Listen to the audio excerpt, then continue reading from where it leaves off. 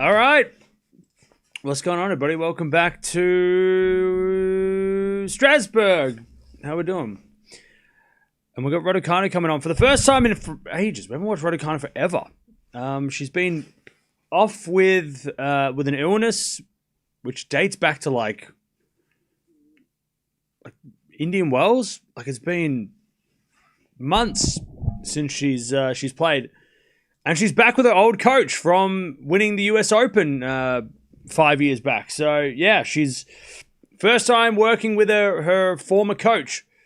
So let's see whether or not they can get straight back to their winning ways. They're taking on Parry, who is a dangerous French player, definitely a clay court, more of a clay court player. So if you are going to play your first match back and your first match on clay, you might as well play someone who can play on the surface.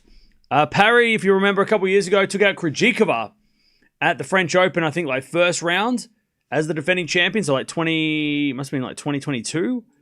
She broke out on the scene by beating Krejcikova in the first round of Roland Garros, and has sort of like floated around that sort of like 100 mark ever since. She got to 48 in the world at her peak.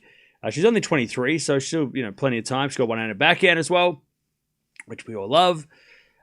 Did just win a challenger event in Paris, beating Keys in the final. Keys did retire 3-0 in the second, but yeah, she just won the 125 challenger over in Paris last week, so she is in form.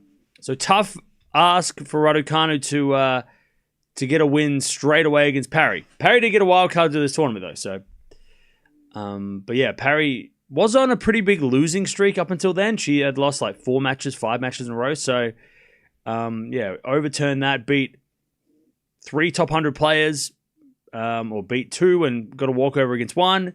And yeah, Keys being the big one in the final where she was up.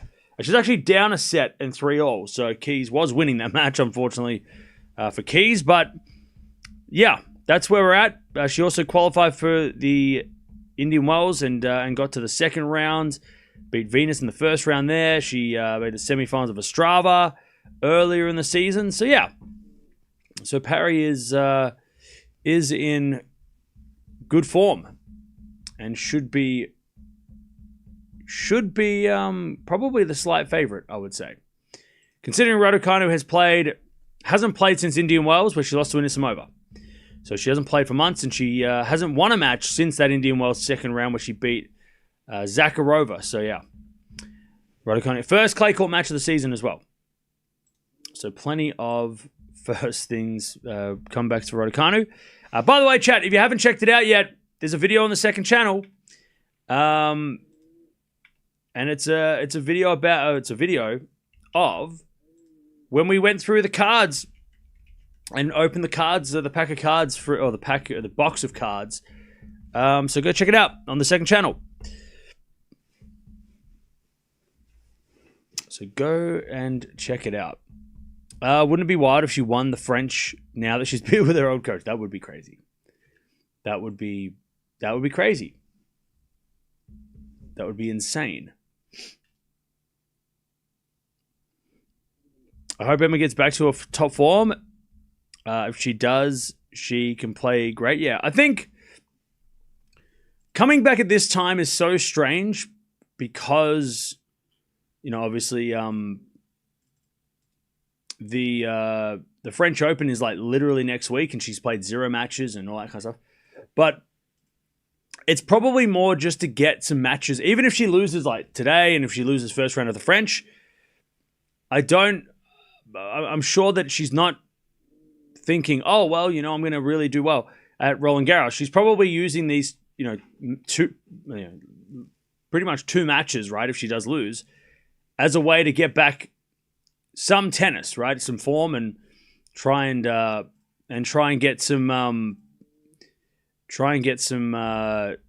at least some matches under her belt before Wimbledon, because obviously the grass is where she's gonna, that's where we're expecting her to do anything, right? So yeah, Bianca's playing under the roof over in where? Well, oh, Roland Garros. Okay, she's playing quali, so yeah. So I'm sure that Raducanu is going to use these two tournaments more as a preparation for the grass, as in like just getting back on court, even if it's a different surface. But if she does win, that's a bonus. And I think that's where a lot of people... Look, and I'm talking to the fans of Raducanu, the people that don't like Raducanu and watch her because they don't like her. I mean, okay.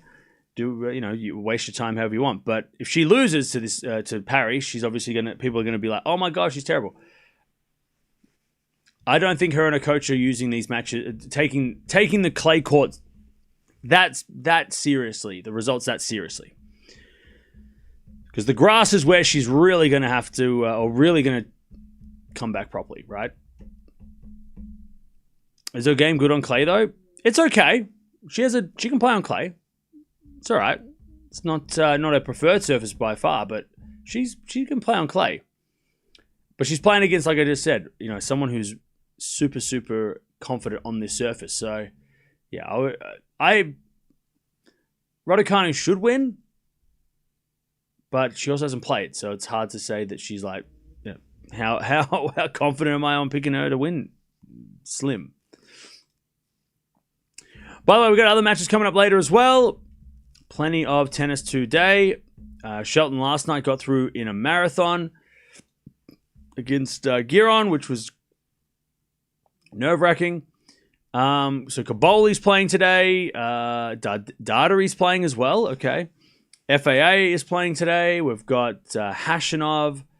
Paul is playing. On the women's side of things, we've got Kazakina. Dash is playing later. Rude's playing over in Geneva today. And then I think Shelton might be playing today as well. Yeah, Shelton's playing later. Boko's playing today. So, yeah. So, plenty of names. They're all happening in a couple of hours.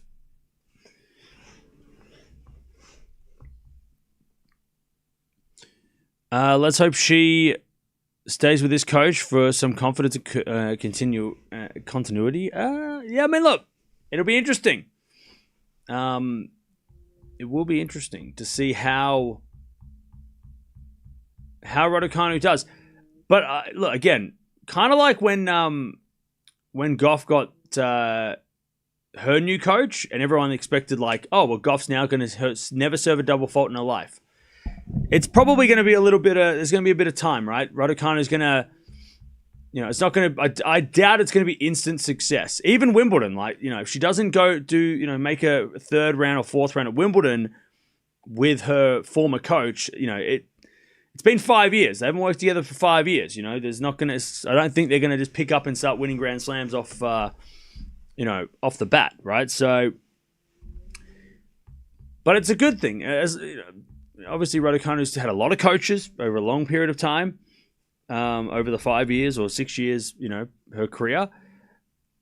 But, yeah, it'd be interesting. Hopefully it works, because there's been times, with Roige, she was actually doing really well. They were a good team, and then, obviously, he stepped away, and now he's working with Swiatek. But, yeah, Roige and Raducanu had a really successful time together, and I think that people don't realize that. They just look at the negatives, like, oh, Raducanu won a slam and she hasn't done anything since. Yeah, but also, she did make the final of Romania with Roige.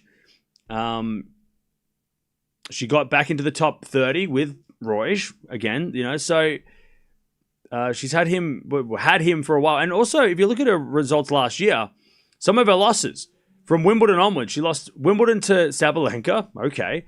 She lost at Cincinnati to Sabalenka. She lost in Montreal to Anisimova. Lost at the US Open to Raducanu.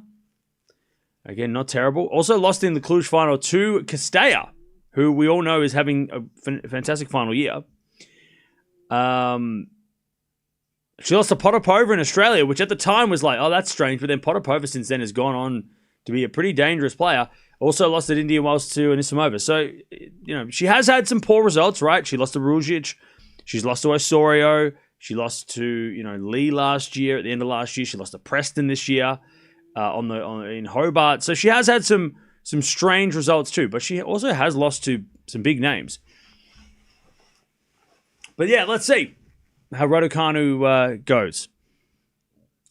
She's been off for, pretty much 2-3 months, nearly 2.5 months. Why does Emma always get the long justification and explanations? Because she gets the most, the people that get the most, I feel like, the most unnecessary hate, I give them more time. Hopefully to change one person's mind.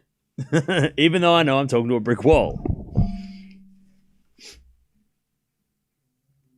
It's 4:30 in Toronto. Hey, what's up? Why are you up at 4:30 in the morning? That's crazy. Appreciate it. Poppy's starting as well. All right, we'll keep an eye on Poppy as well. Why Raducanu match? Not really worth it. She's a fluke winner. See, this is... I'm trying to change that guy's mind, but obviously... Let's not watch this. All right, bye. Goodbye. Oh, you're working at 4:30 in the morning. Okay. Well, that makes sense. I thought you were just waking up for this. I'm like, no. Wait till the French Open to wake up early. All right, here we go. We don't get time off here. Yeah, I get you.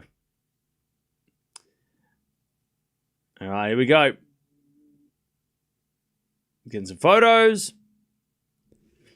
Parry has been great. Formidable one-handed backhand. Now to write it correctly with commas. Cool. She, and like I just said before, did make a final last week, in won a challenger last week in Paris. So yeah, Parry is in confident form too. Also, Raducanu forgot that she was with Uniqlo. She changed just before she got sick and couldn't play. Andreescu is playing under the roof. Yep. Yeah, Deb, you wait until next week. This week's too early to wake up like this. This week's not worth. It's not going to be that crazy this week. But next week when Roland Garros rolls around, that we're going to need to be up all times.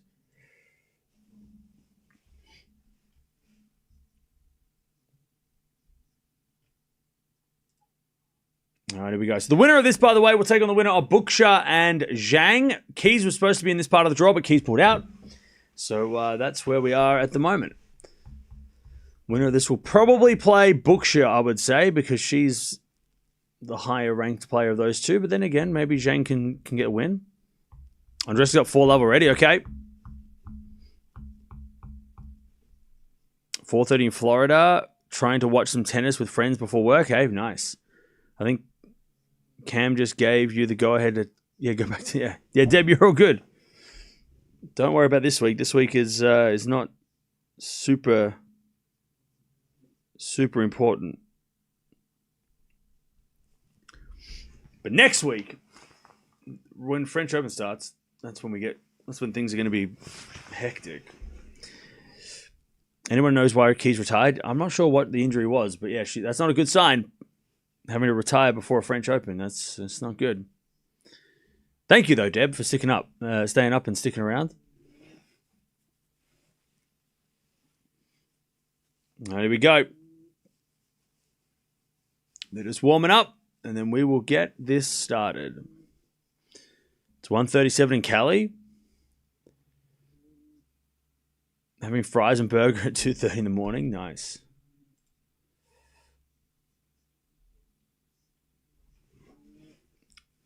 Now, these two, I think, have played before. I feel like they have played before. I can't remember when. Maybe they played in, like, a couple of years ago. I can't remember. I'm sure we've watched them play. They've played once. Raducanu won the match. 2024. Oh, Billie Jean King Cup. So they played back in 2024. And Raducanu won in 3 sets. 7-6 in the third on clay. So there you go. There you go. Why is Dimitrov in the qualies of Roland Garros? Because he is not ranked high enough. He's not in the top 100. So when you're not in the top 100, you don't get to play main draw.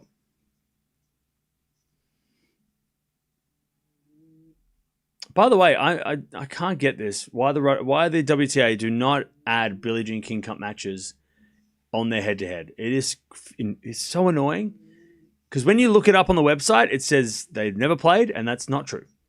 WTA need to include Billie Jean King Cup because they are matches. They are legitimate matches between these two. They do it with all the players. They just don't include Billie Jean King Cup, which is so annoying. Their website is annoying for that. Tell us what her kit looks like. She's wearing blue.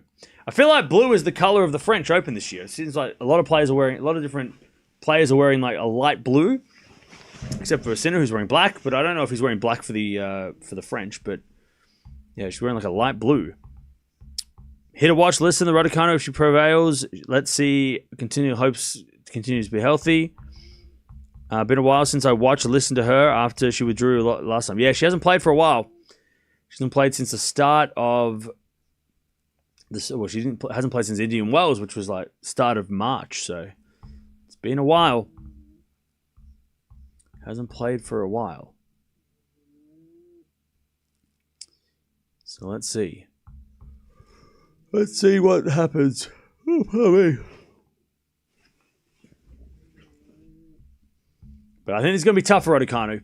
Coming back to play against somebody who just won a title is never easy.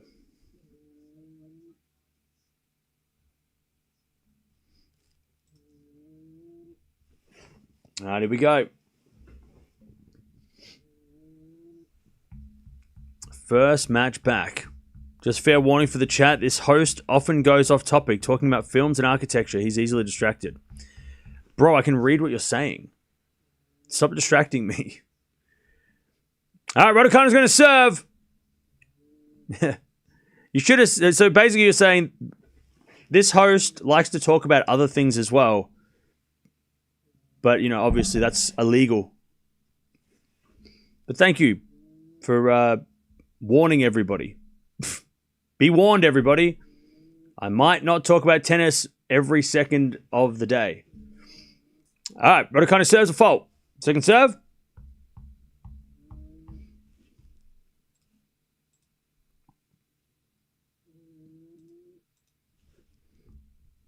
Second serve.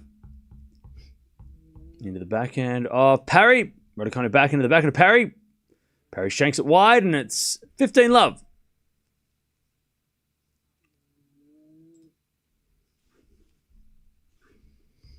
$15-love. Also, check, God forbid I'm interested in what you guys are up to.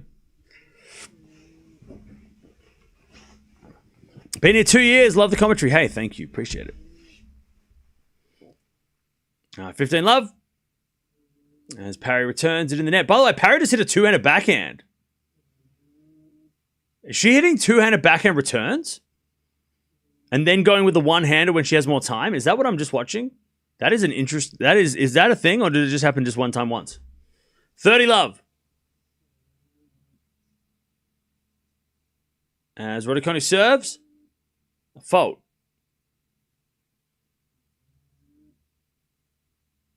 Second serve.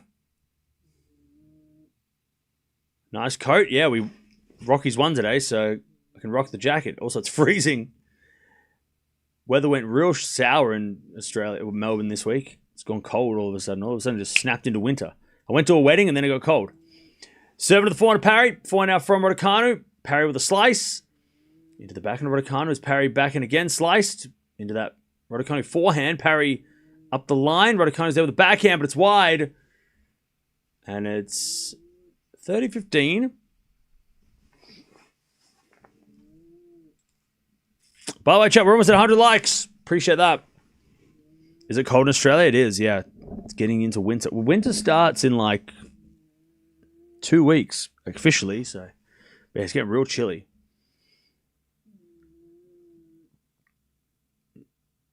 All right, 30-15. As Raducanu serves again. Into the backhand. Parry shanks. Yeah, Parry's hitting. So this is interesting. I haven't seen this.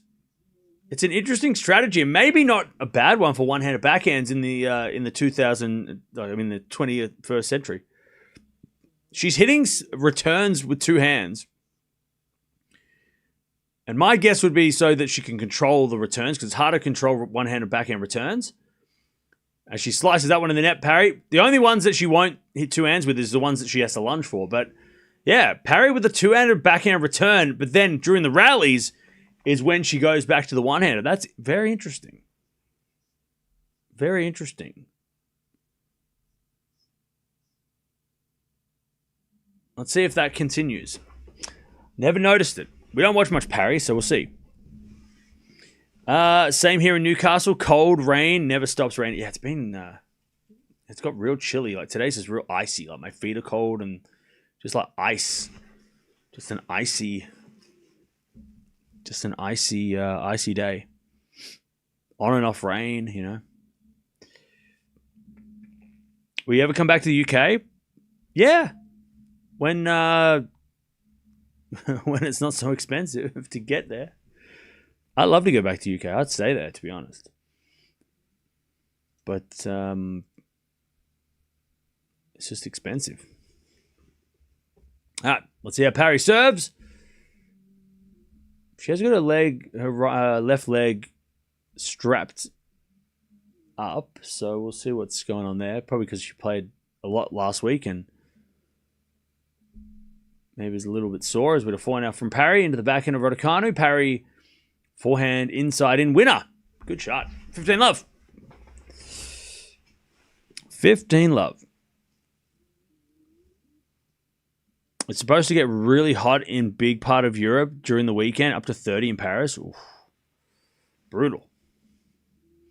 On Boko versus Barzo's good match. I mean, yeah, probably it could be. Barzo hasn't played much. And Boko hasn't played much on clay, so it could be. All right, as Raducanu hits the winner up the line. 15-0.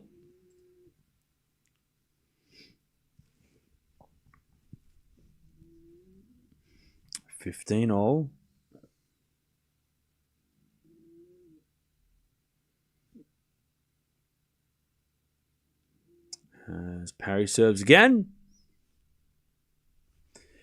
Sorry, Raducanu returns. And then Parry forehand hits the baseline. And Raducanu hits it wide. 30-15. Thoughts on Andy Murray going to the Drapers team? I think it's a positive. I mean, I think overall it's positive. I don't expect miracles, but it's cool. As that goes the net by Raducanu, 40-15. But I also like. What do you think about like for the Murray fans? I want to hear what you think. What are your thoughts on it? Because I like to be honest, I'm like, yeah, of course, like getting Andy Murray on your team is obviously going to be a good thing, right? As Raducanu, good return to the forehand of Parry. Parry hits it wide. It's 40-30. But I also I'm not expecting him to be there for the whole year. He's going to be there for like Wimbledon. Like he's going to be there for Queen's Club, Wimbledon. That's it. That's what I think. I don't think Andy Murray's going past Wimbledon. And they'll work together for those two, and it'll be fun, and it'll be talked about a lot, and you know there'll be pictures in the newspaper, and you know Andy Murray cheering Draper, and you know the old British generation, the new guy. You know, like it'd be really fun. It'd be fun, like cameo, kind of like Leighton and Demon every year in Australia. But yeah, I mean, I don't see it going past that. But it'll be a positive, obviously, because Murray knows how to deal with playing at Wimbledon as a British player, which is super hard on every player, right? Raducanu forehand into the forehand of Parry. Parry hits it out. We get the deuce. Yeah, I don't expect Draper to win Wimbledon based on getting Andy Murray, but not straight away, right? I don't think he's going to win Wimbledon off no tennis. He hasn't barely played Draper, but what do you guys think? It's a positive. We need Draper to win Wimbledon. See, that's the problem, though. That's the expectation is the problem. Murray's there to tell Draper to not listen to that kind of expectation. Don't listen to all these people who are saying you need to win Wimbledon or it's a fail. That's a lie. He'll also hopefully be able to help him with some injury prevention, maybe, and stuff like that. So there's definitely a lot of positives. I don't think it's going to be a life. I mean, it feels like more like a mentorship, personally. I think it's more going to be more of a mentorship as we had a drop shot parry. Oh, she missed it. And Raducanu's got a break point. I don't see there will be any material difference for one grass season, and at this stage, Draper's career, where his fitness and health is still a question. Yeah, like I don't think Draper's going to magically be never get injured again because he worked with Murray one time. But look, it's having Murray in your team even temporarily is gonna give you. You're gonna learn something. You're gonna learn something. It's gonna be something is gonna. It's not. It can't be a bad thing. I just hope that people don't expect like Draper to make the final of Wimbledon all of a sudden. I think that's a little bit like Draper still hasn't played enough tennis to think that he's gonna like even make the second week of Wimbledon, right? I mean, he's not played enough to you know what I mean? As that goes out by Raducanu, we get back to deuce. Like I think if you're going into it expecting like, well, Murray's the key to Wimbledon, then you don't understand. You're going to be disappointed because he's probably not. And it also does depend on how Draper looks at Queen's Club because Draper could come back and still could be injured. We don't even know if Draper's healthy. He's not playing the French, so we don't even know what Draper's physical levels are right now. Is Draper even playing Wimbledon? Is he even available? Is he healthy enough?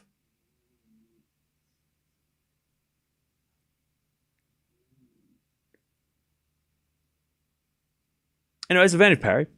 So there's a lot of things to consider, but I think overall it'd be a positive for Draper to be able to pick the brain of Andy Murray, one of the greatest or the greatest British player in recent memory, but not one of the greatest British players of all time.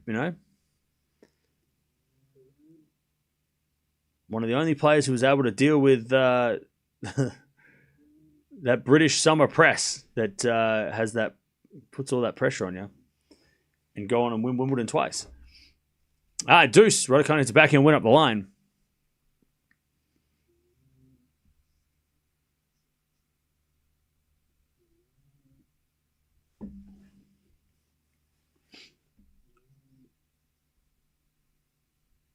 Really doesn't make a difference. He needs maybe a better physio and medical team. Okay.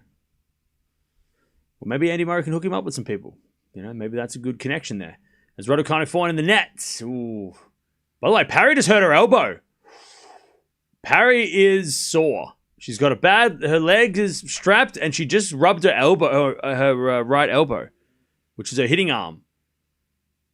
Parry might not be in a good way here.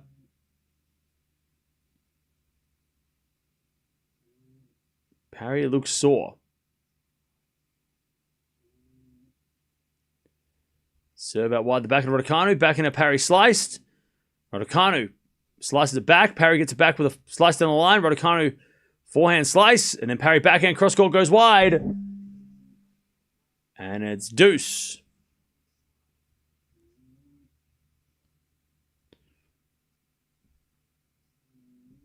Given that Draper turns 25, do you think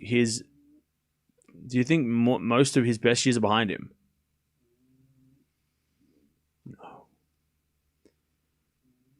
No. Players' best years usually are between 25 and 30. Like most players peak like 27, 28. 30 even. I mean, there's players that peak at 30. I mean, I think that's false that you have to be under 25 to do anything. I mean, no, his best years are ahead of him. That's crazy to think that his best years are behind him.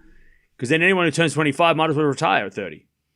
As with a forehand from Parry, into the back of Raducanu, back in our slice from Parry, into the forehand of Raducanu, Parry, forehand again, goes in the forehand of Raducanu, Parry with a slice, into the back end of Raducanu, Parry back in again, as Raducanu back in goes in the net, and there's advantage Parry.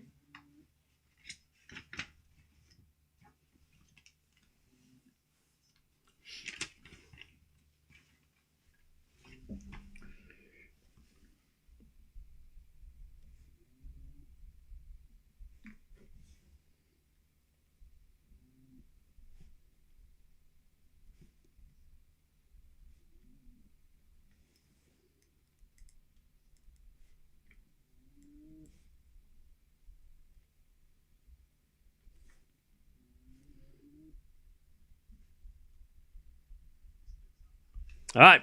As Parry finally holds.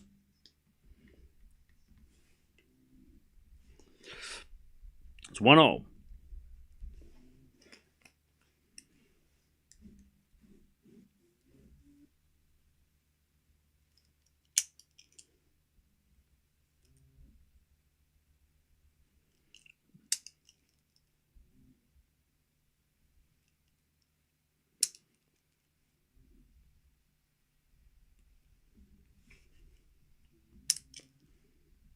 All right.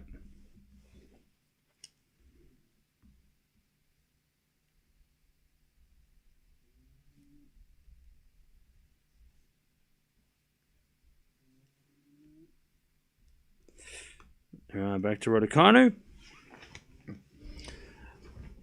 15 love.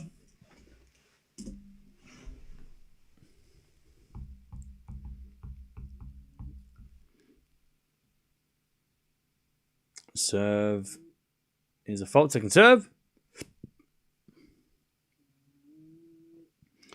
Didn't Medvedev decline past 25, and same with Rublev?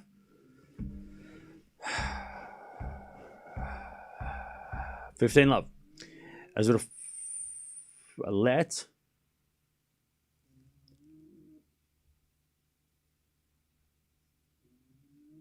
As Raducanu serves again.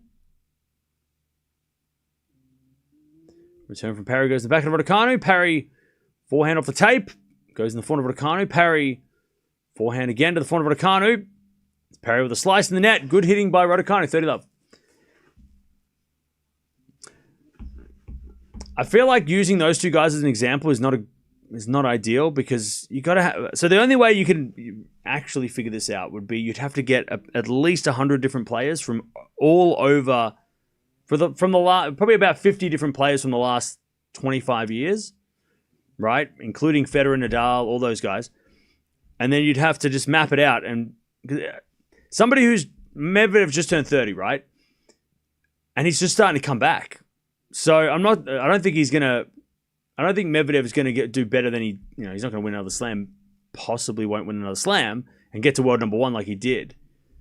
But he's just one player of like, if you look at like Dimitrov, Cilic, Wawrinka, Gasquet, Monfils, like all these guys, all those former top 10 guys, and you averaged out when their best year was, what year it was it in 28, 27, 26, 25, 21?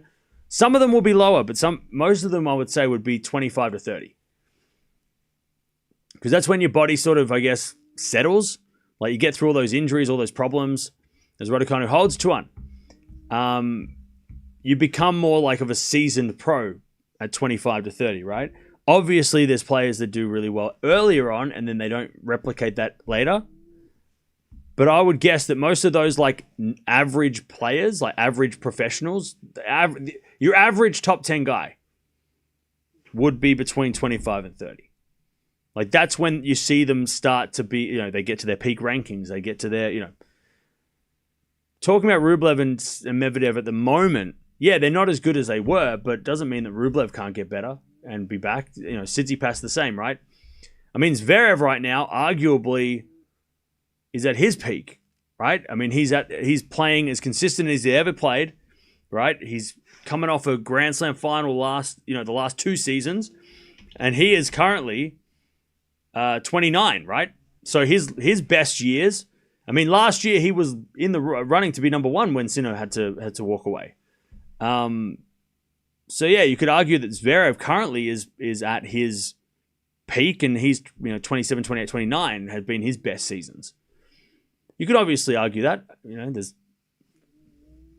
could say, oh no, 2020 was better. Okay, but like you have to get a bigger sample size than just like picking a couple of players, right? Even like Federer, like Djokovic, like picking their best year. I mean, Djokovic, right? Everyone says 2015 was sort of where Djokovic was peak. Maybe you want to say 2011 was peak, right? Maybe you want to say 2023 was peak. They're obviously a massive difference in ages, right? If you say 2015 he was 28, right?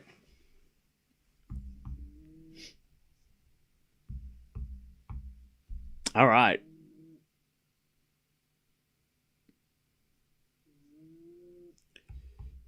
Do you think Zverev can win a slam this year?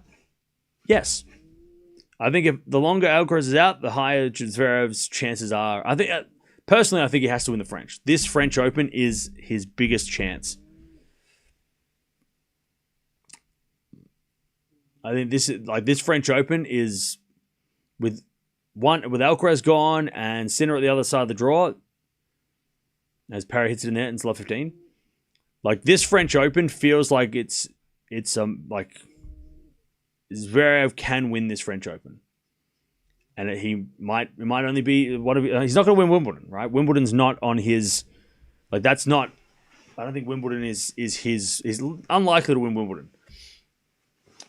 And by the time we get to the US Open, Alcaraz might be back, which makes it harder, right, for everybody. But I think if Zverev's going to win a slam, it's got to be this year's French. This is a huge opportunity. As we got a volley from Raducanu, Parry with a pass. Too good. 15-0.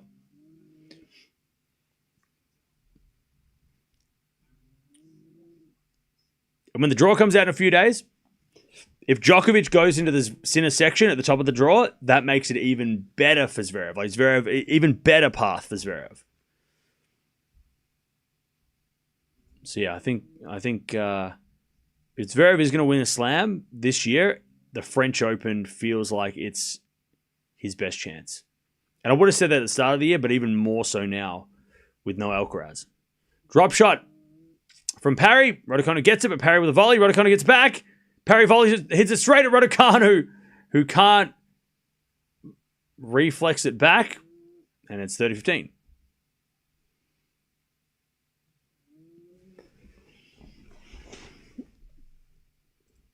All right. 30-15.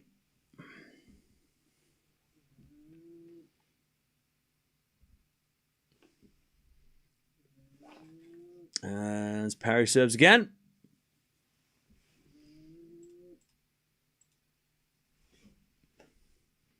Return goes to the backhand slice of Parry. Slice from Raducanu into the front of Parry.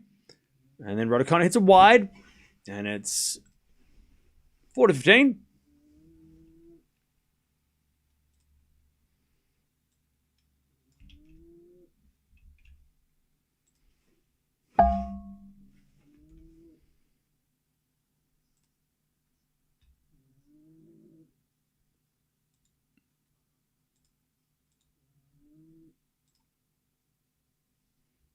$40-15.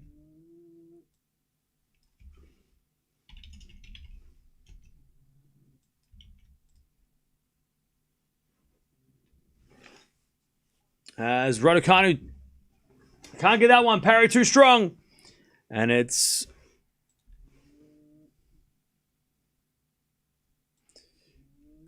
2-all. By the way, chat, go check it out if you haven't yet on the second channel. Go check out the new video that's over there.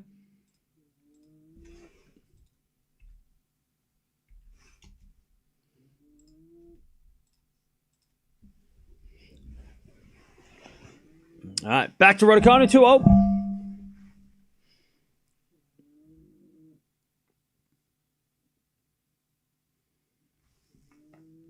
As Raducanu serves.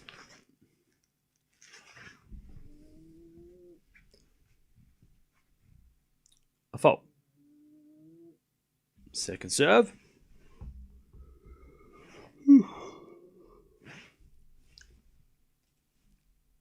Second serve.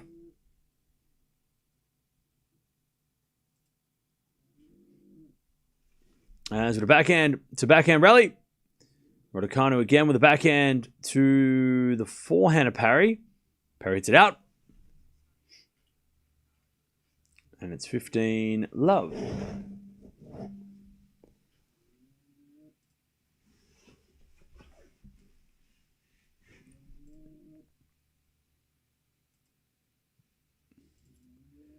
All right, 15-love.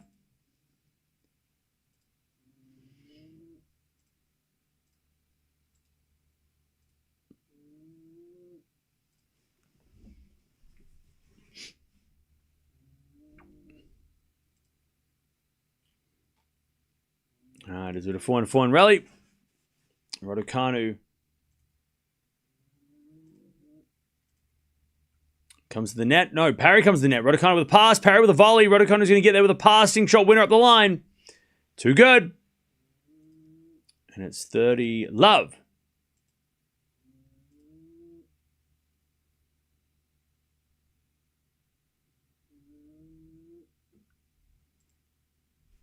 Love.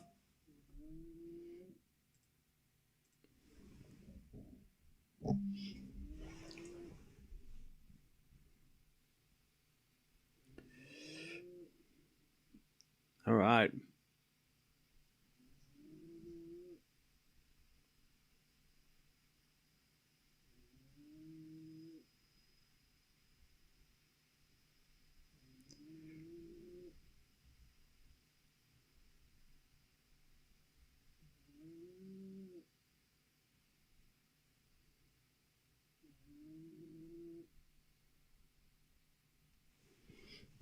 Love.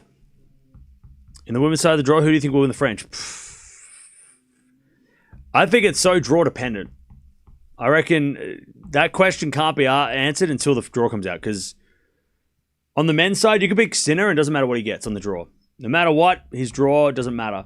On the women's side, it is so draw dependent that if I say Raducanu, I'll change my answer in 2 days. Like, Raducanu holds 3-2. Like, it's so draw dependent. And then when the draw comes out, even then it might be like, well, Gauff has the best draw, or Swiatek, except that she's got to play Penko. You know, like, you know what I mean? Like, it's. Well, they might have the best draw until they play each other in the semis or quarters, right? It's like it's going to be really. The draw is going to be so important for the ladies.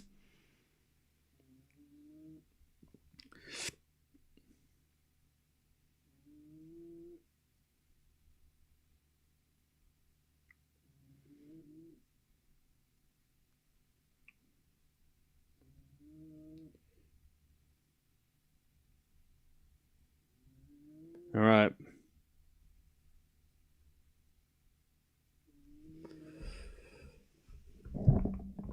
So, yeah, it's going to be really interesting. No break before RG? What are you talking about? We always have... This is a break. Oh, that was a terrible throw. This is a break. We're just not watching 700 matches every day. We're just watching 1 or 2 matches. I told you, yes, I told you already. We're watching, we're just spot watching. We're spot streams. We're watching players here and there. Basically, I'm just watching whoever I want to watch this week, so it's my week.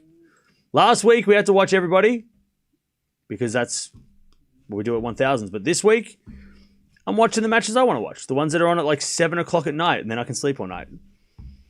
I don't have to watch 3 a.m. matches this week. Yay, that's next week. The French Open, I'll watch the 3.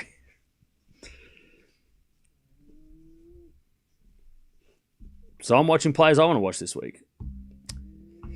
And I'm not watching players I don't want to watch. Like Demonor. I'm not watching Demonor. Not watching Demonor. No chance. Yeah, nobody wants to play Svitolina right now. That is so true. Svitolina is a no. All right, back to Parry. 3-2 Raducanu. As Parry, it's a lovely forehand winner. 15-love.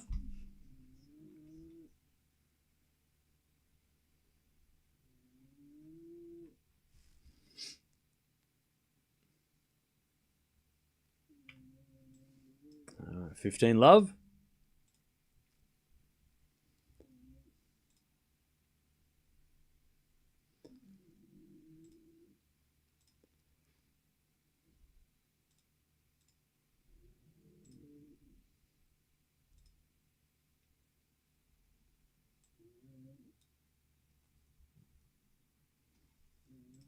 All right, as Parry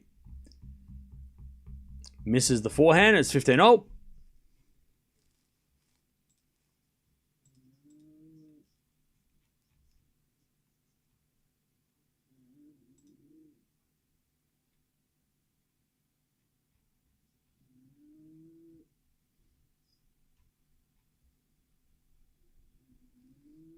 15 all.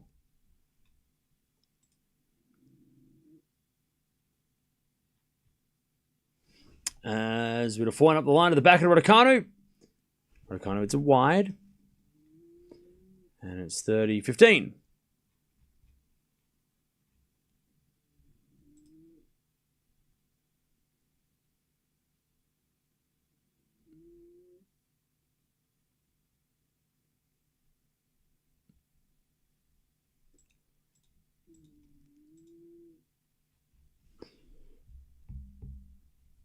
As the return goes into the front of Parry. Backhand now from Raducanu. Slice from Parry as Raducanu back into the front of Parry. Raducanu goes to the forehand back into the backhand of Parry. Into the front of Raducanu. Parry. Forehand again to the front of Raducanu. Parry with another forehand up the line, but overhits it. 30-all. 30-all. Yeah, Raducanu not defending her title here. Yeah. I'm not surprised. I mean, anyone playing before a Grand Slam is risking everything.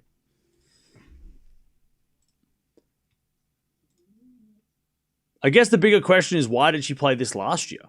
I think that's a bigger question than why she's not here this year, right? Last year, she barely had any clay tennis. So that's why she felt the need to play here last year, to get some form, because she had zero. As with a forehand up the line to the backhand of Raducanu, forehand from Parry. Into the backhand of Raducanu is Parry forehand again. Into the Raducanu forehand. Parry forehand again. To Raducanu's forehand. Parry now with a slice. Drop shot. Raducanu's going to get there. Oh, did she hit it in? Did it go in? It went in! What a shot! Raducanu just laughing. What a pickup. Okay. I don't know how she got there without it bouncing twice, and then to hit that shot is ridiculous. How did she get that angle? Okay. Raducanu's back. Break point, 30-40.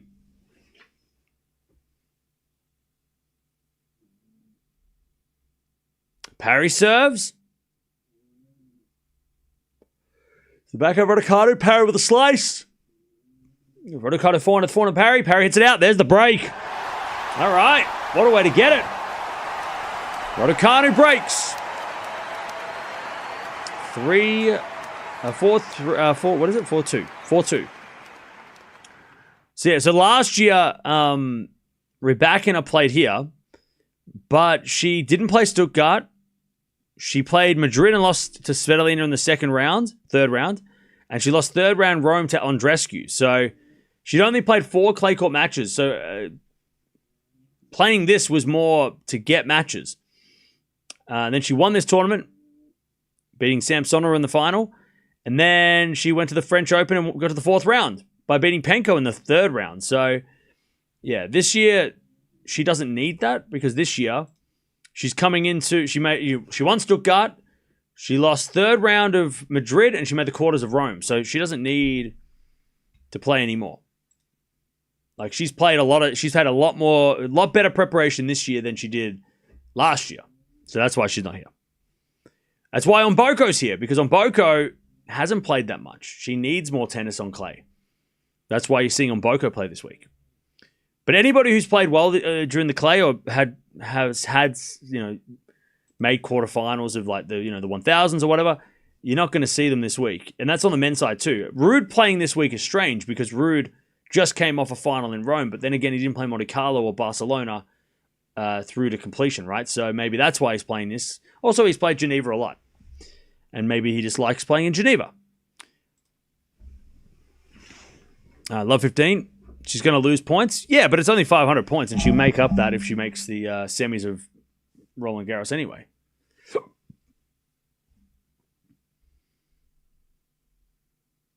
Remember, Sabalenka's got to defend a final of the French. Rybakina's only got to defend the 4th round.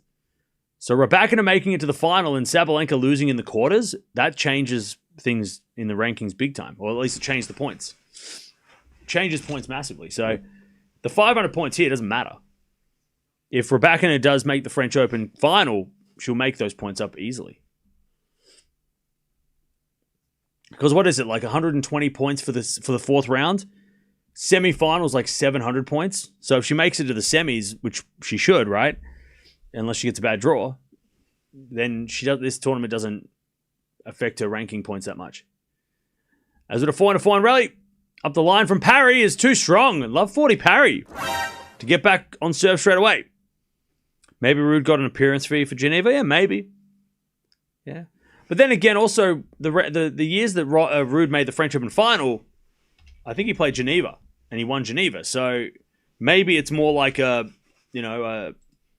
superstitious thing that, like, if I play Geneva, I do well at the French.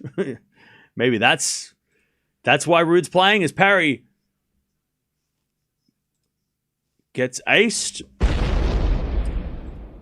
So if I have a look at Ruud's previous seasons, right? So last year he didn't play Geneva. He went to Rome, and then he went to the French Open. He lost in the 3rd round of the French. The year before, he won Geneva, and then he made the semi-finals of the French. The year before that, he played Geneva, lost in the quarters, made the final of Roland Garros, and then he won Geneva 22, and then he made the final of the French. 21, he won Geneva, and he made the 3rd round of the French. So again, maybe it's just he's been playing Geneva. Last year was the only time he hadn't played Geneva, which is probably why Djokovic did, because as we had a double fault, and there's the break back for Parry. So yeah, so last year, because remember, so Ruud, he got smoked by in Rome by Sinner, but he was coming off. Was he coming off sickness, or was he coming off an injury? Can't remember. But with Ruud not playing Geneva last year, maybe the appearance fee money was available, and that's why Djokovic was able to jump in last minute. Because it's kind of weird that Ruud would play every year except for last year. Again, I can't remember if it was due to injury or if it was due to some illness, but he didn't play Geneva. He had to pull out, and then Djokovic took his place. You wonder if maybe that's where he got the envelope to come and play. Plus, also Djokovic needed the extra money, tennis anyway, right? So you just got to wonder if that's maybe what was going on last year in Geneva, and why Djokovic isn't here this year, and why Ruud is. They've gone, all right, Casper, you're back. Here, have this one. Here's the envelope. Here's the check for you being here. Nole took your check last year. Allegedly, we don't know anything about this, but because these smaller tournaments do, I mean, they have to attract. They're not mandatory, right? So they have to attract people somehow. So yeah, last year, Ruud, he was on the entry list, but he withdrew. He did pull out last year, so yeah. Defending champion.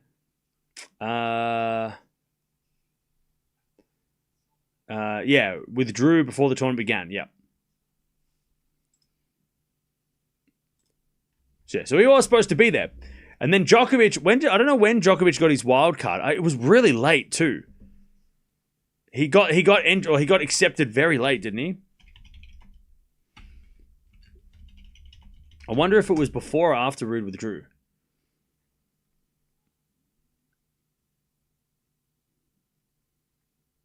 Djokovic apparently had the option this year to play Geneva, but he said no. Trying to have a look, see what the situation was last year. So last year, Djokovic gets 100 titles. As that goes out by Parry, and it's love 15. Yeah, Djokovic on the 9th of May accepted a wild card to Geneva, which probably was just after he lost in Rome, because he lost early in Rome as well. And then last year, yeah, so actually, you know what? Actually, Djokovic got accepted last minute, but Ruud also was there before. I don't know when he withdrew, though. When did he withdraw? Parry 15-all. Just having a look here. Can't see exactly when Ruud withdrew, but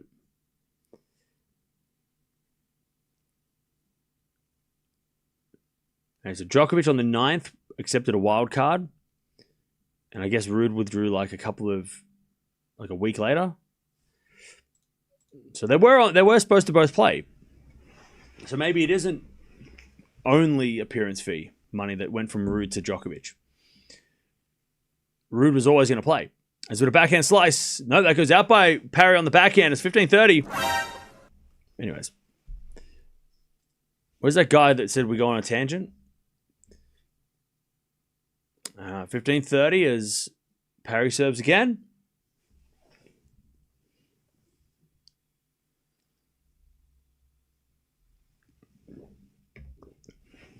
Do you know any details of how pair of three works compared to prize money? How players how players choose? I'm not super familiar with appearance fee money. And are players expected to go deep if they get paid? So, in my brain, from what, like, again, I have no evidence to back it up. But if you're paying someone to come to the tournament, you're going to use them in all the advertising. You're going to promote the tournament around them, right? Like, and especially those 250 tournaments that are small, that, having superstar players is only going to help. As we slice now from Raducanu, Parry comes in, puts it away, 40-30. So, like, I think I would guess that appearance fee money would be sorted out between the tournament and the agents of the players, right? Managers, agents, right? They would sort out that stuff. Would it be more or less than prize money? I have no idea. I don't think it would be. I mean, to be honest, none of our business. But as part of the appearance fee, it would be like, okay, and we're going to put you on all the advertising. You're going to be your face is going to be everywhere in Geneva, right? We're going to put you on the posters. We're going to advertise around you. We're going to talk about how Djokovic is here. Like, you know what I mean? It's almost like and again, this is me just off the top of my head, is like, we're going to pay you so that we can use you as promotion for this tournament. And if that means you lose in the first round and the build up to the tournament, and I mean, look, if you're going to say Djokovic is here, people are going to buy tickets, right? So, it doesn't matter if he loses first round. Him being there is the prize for the tournament, right? So they're going to pay whatever it is for him to be there. Obviously, not everybody has that ability, right? Nobody else, there is only certain players that can, attract people to go watch tennis. And obviously, the higher you're ranked and the more popular you are, the better it is. So that would be off the top of my head. How the appearance fee would work. Again, prices would vary depending on who you are. But it would be it would just be a contract of like, okay, well, we're going to give you this money to come play our tournament, but we're going to use maybe there's like different things that they have to do. Like maybe they have to do a meet and greet. Maybe they have to sign things. Maybe they have to, there's probably other things like that maybe is part of it. Like, okay, well, if you're going to be part of the tournament, we're going to pay you to be here. But also part of that is, on the first Wednesday, you have to do a meet and greet with fans, or you have to sign things that we're going to give away at the end of the tournament, or, there's probably stuff like that maybe in there as well. I don't know. Again, this is just throwing it out there.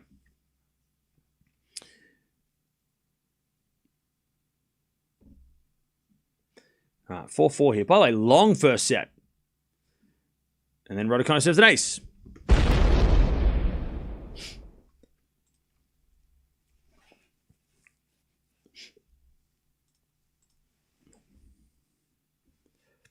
Yeah, you probably have to go to some of the parties, if they have parties or whatever. Meet and greets, yeah, exactly. Part of that is maybe part of it. Is it a 4-4 rally? And that goes out from Raducanu, 15-0. And that's the difference between like 1000s, because 1000s are mandatory, right? You have to go play most of them. So all of, the play, like the Indian Wells don't have to have these agreements with players because the players have to go to them, right? Madrid, Rome don't have to be like, well, we're going to pay you to be here. They have to be there, so they're not going to pay anyone, right? They don't need to attract anyone to those tournaments because they're must-play events, right? Same with the slams, right? Whereas the smaller events, there because you could, I mean, there's two choices this week. You could have either gone and played Hamburg or you could play Geneva, right? There's two options. So you got to fight between the tournaments that, between who, where you're going to go play. And obviously, a lot of you would probably think that Hamburg would be better because it's worth more points, high prize money, whatever. But obviously, that's not all that comes into it. I mean, ideally, you would think everybody would knock down Hamburg's door to play. But then Geneva obviously has its perks as well because it's a smaller tournament, less prize money, less points, but also better chance of winning because it's got less competition, maybe, 15:30. Also, Geneva is one of the most beautiful venues. As Raducanu serves. Fault, second serve.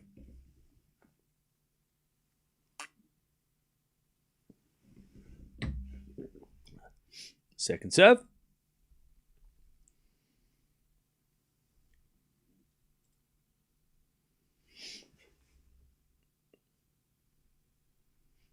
Serve is a let.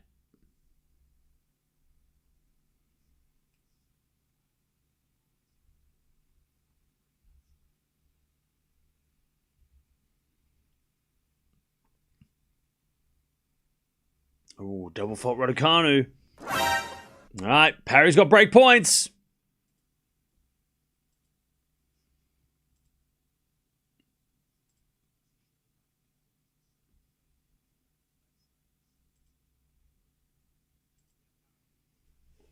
$15.40 to get the break here, Parry, and serve for the first. As Raducanu serves a let. $15.40. As a backhand return, Parry goes into the slice of Raducanu. Parry with a forehand. Oh, in the net. And yeah, Parry is hitting double-handed backhands to receive serve, which is crazy. So yeah. That is interesting.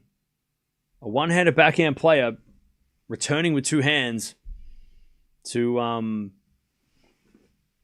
I guess because it's more controlled and maybe easier to get the return back and then revert back to one hand. That's interesting. I've never seen that before. Two-handed backhand again as Raducanu to the slice of Parry. Raducanu with a backhand. Parry with the backhand up the line. Oh, it just missed. Deuce. But yeah, interesting.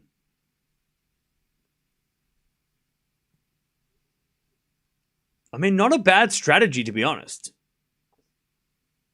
Unless Parry's just trying to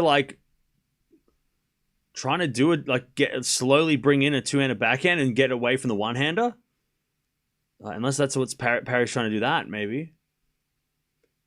Is she trying to learn two-handed backhand and trying to incorporate it more into a game and then eventually doesn't use the one-hander anymore. As Raducanu advantage. That could be something.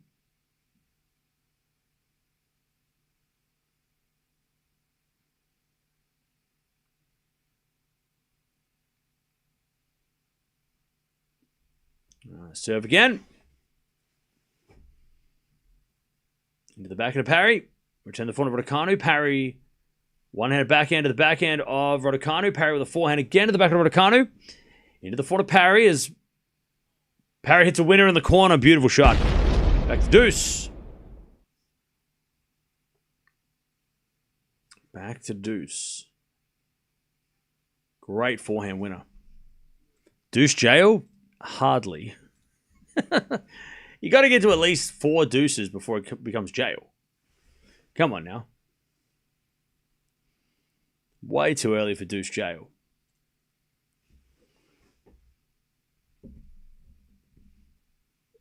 First serve is a fault, second serve.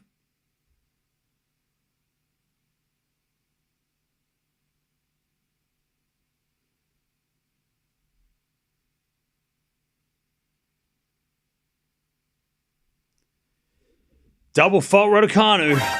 Ouch. Yeah, please don't spoil the scores in the chat. Advantage Parry. Thanks, Deb.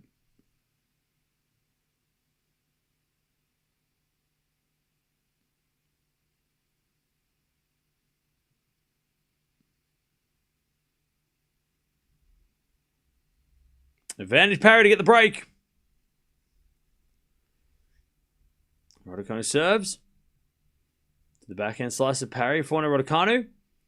Into the forehand Parry as Raducanu. Forehand again to the forehand Parry. Parry down the line winner. There it is. Parry breaks. She's going to serve the first.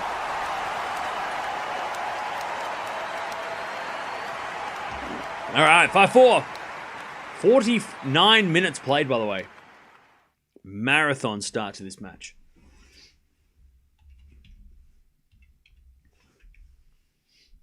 All right. Parry's got the break. Well, I thank you everybody who has gone over and checked out the second channel video. I appreciate it. If you missed the rain delay stream the other day, we opened a box of tennis cards, and you can go see that video over on the second channel. So go check it out. We found some bangers in there too. It was actually really, really good.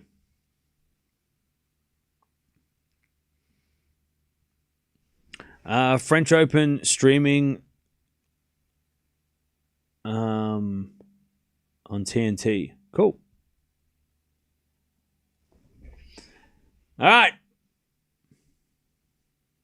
Yeah, go check it out. It's on the second channel, the whole thing. Because we had an interruption in the middle because Musetti withdrew from the French, which was annoying.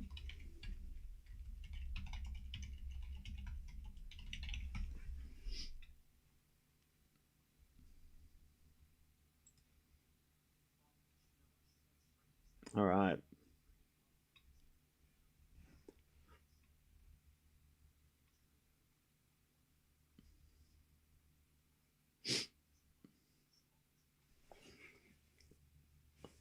All right.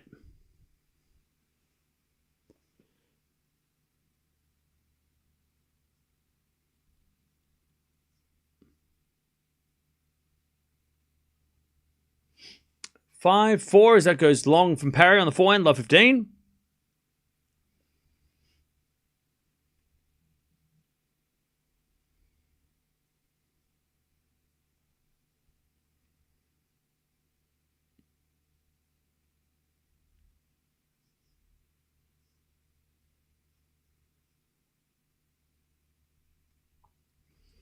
All right.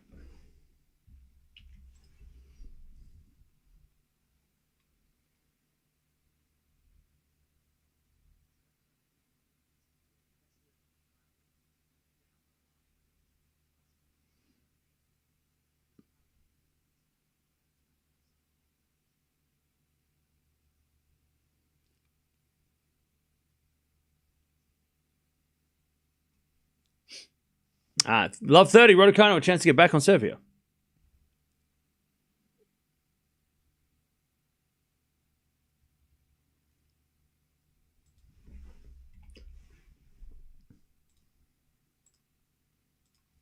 Love 30 as Parry hits it long, and it's love 40. Raducanu a chance to get back on serve.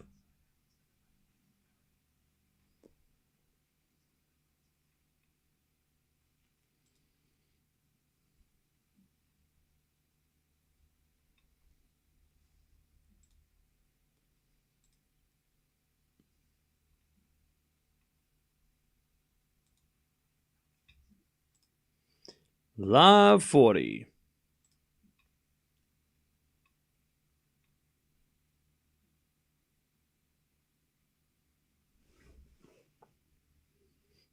As that goes out on the return from Raducanu, one saved, 15-40.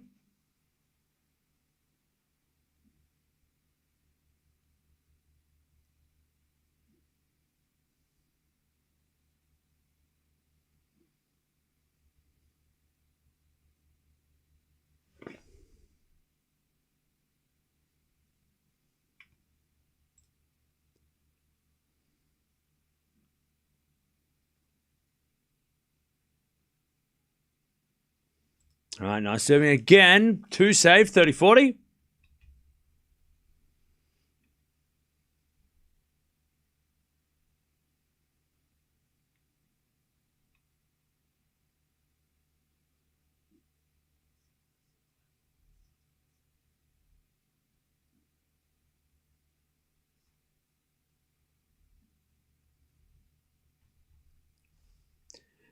Still break point. Raducanu. Return. Goes into the forehand of Parry. Raducanu backhand into the net. We're back at deuce.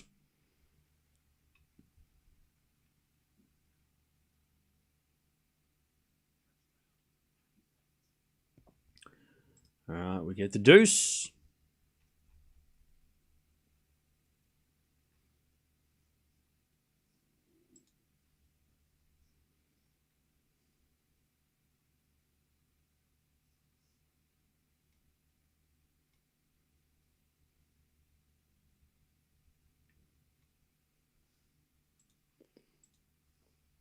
He's got a fault. Second serve.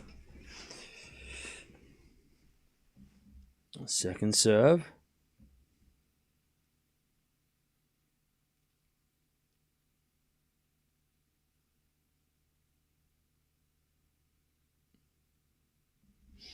Second serve, Parry. As the return goes into the forehand of Parry, and then Raducanu forehand goes long. Advantage, Parry, and it's a set point.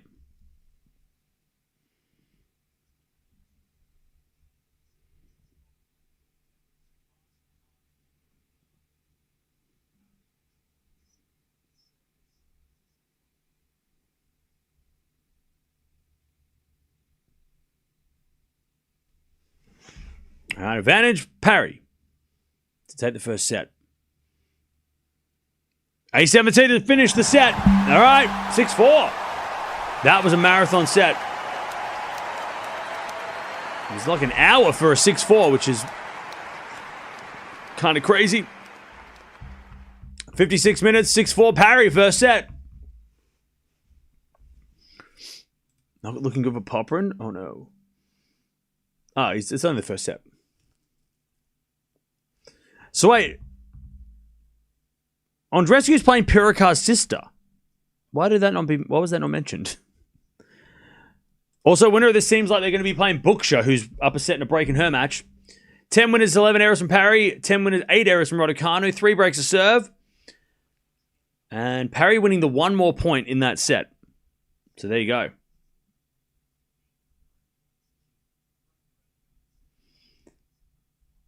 All right.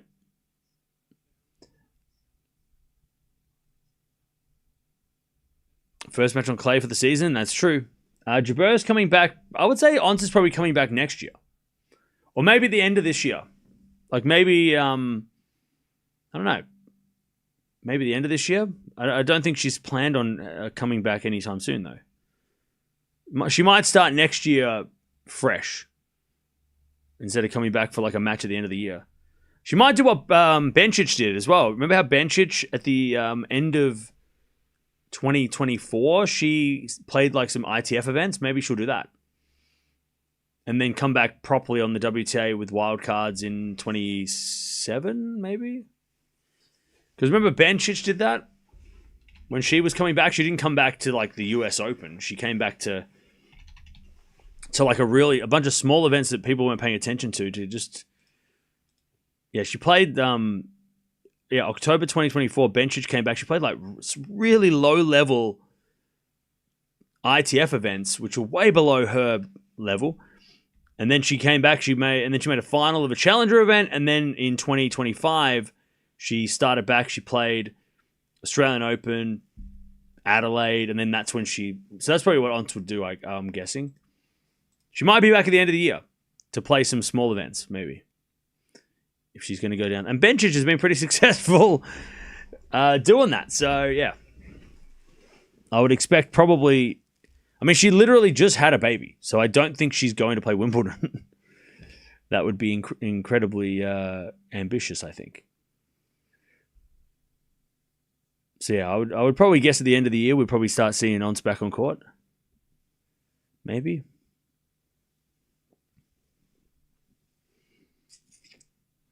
Not enough matches, the story of her life. Okay. Set 1 stats ends up with Parry getting in more first service. Exactly, yep. Poppins at 6-0. Nice. Is Jabeur going to steal a coach back from Sonmez? Yeah, see, that's probably something as well, right? I mean, that's probably something that they've got to have a chat about as well. But again, I don't know if Ons is coming back.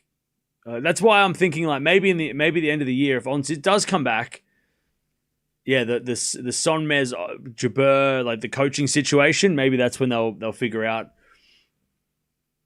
You know, maybe this like, over the off season, if who. I'm guessing that Ons would get her coach back, right? I mean, I doubt she's going to start and come back and her coach is like, sorry, I'm busy. I'm sure there was an agreement there that was like, yeah, while I'm away, go coach somebody else. But then when I come back, we'll get back to business. And Somers probably knew that too, right? Like that, that it wasn't always going to be. It was going to be a temporary situation. As with a volley from Raducanu, Parry puts up a lob. Raducanu with a smash, put away, 15-love. Weird situation for Sonmez, who has to search for a new one. Yeah, I don't know if she has like a secondary coach, like if they have she's got 2 coaches, and Jabeur's coach jumped on with the other coach. I'm not sure what the situation exactly is, but yeah. Yeah, Jabeur's coach is not her husband. It's her physio. Her husband is her physio. 15-love. Yeah, her trainer.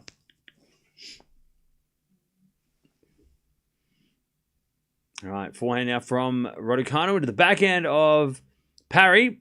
Raducanu forehand goes wide. And it's 15-0.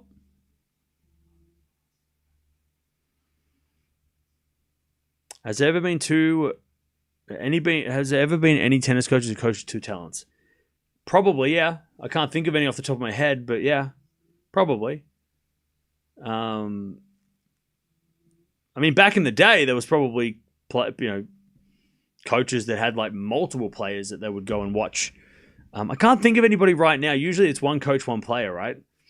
For the most part, but yeah, I can't think of any coaches that have multiple players they watch. As a return goes in from Parry to the forehand of Raducanu. Parry with a forehand again to the forehand of Raducanu. Up the line of the backhand of Parry. Sliced. Raducanu backing up the line again. Parry gets back, but hits in the net. It's 30-15. He was on loan. Yeah, exactly. Ons's coach was on loan. Is on loan. And fair enough. Like, while she's not there, what's he going to do? Sit around and do nothing? Like, he wants to go coach, right? So it makes perfect sense that he would want to, still be active in the coaching circles.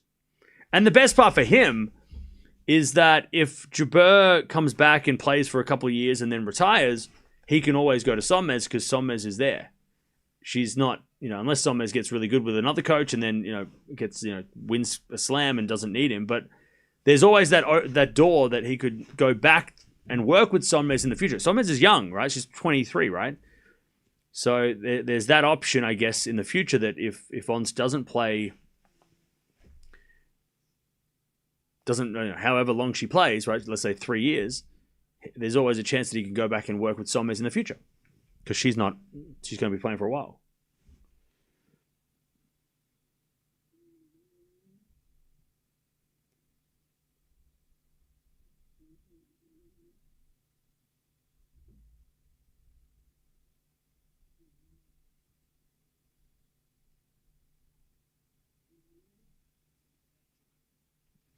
Anyways, 40-30.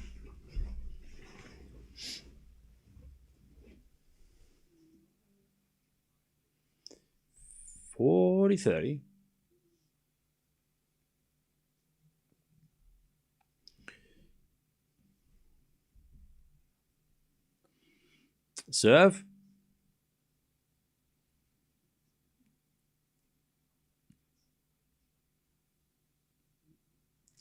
Serve in the back of the Parry.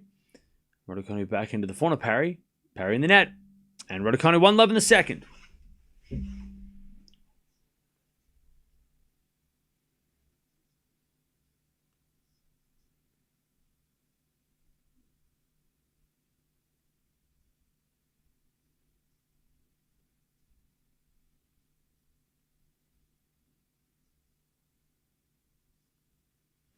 All right.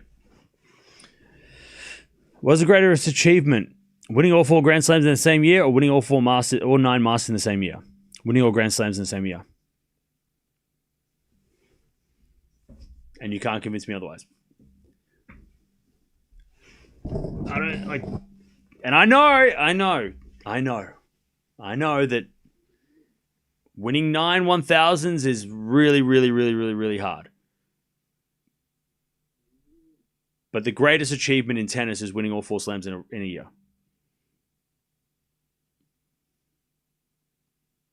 One Love Raducanu. Calendar slam trumps everything in tennis. You get more points for Masters? I don't care. You can't convince me. I don't care if you get more points, prize money. If 9 is harder than 4 to win in a row, like, no, more matches, I don't care. Like, you can't convince me. Calendar slam over Masters slam or whatever. Golden Masters, calendar Masters, whatever. No. Nothing. You will be remembered for the calendar slam. That is the hardest thing to do in tennis, and it always will be. Grand Slams more important.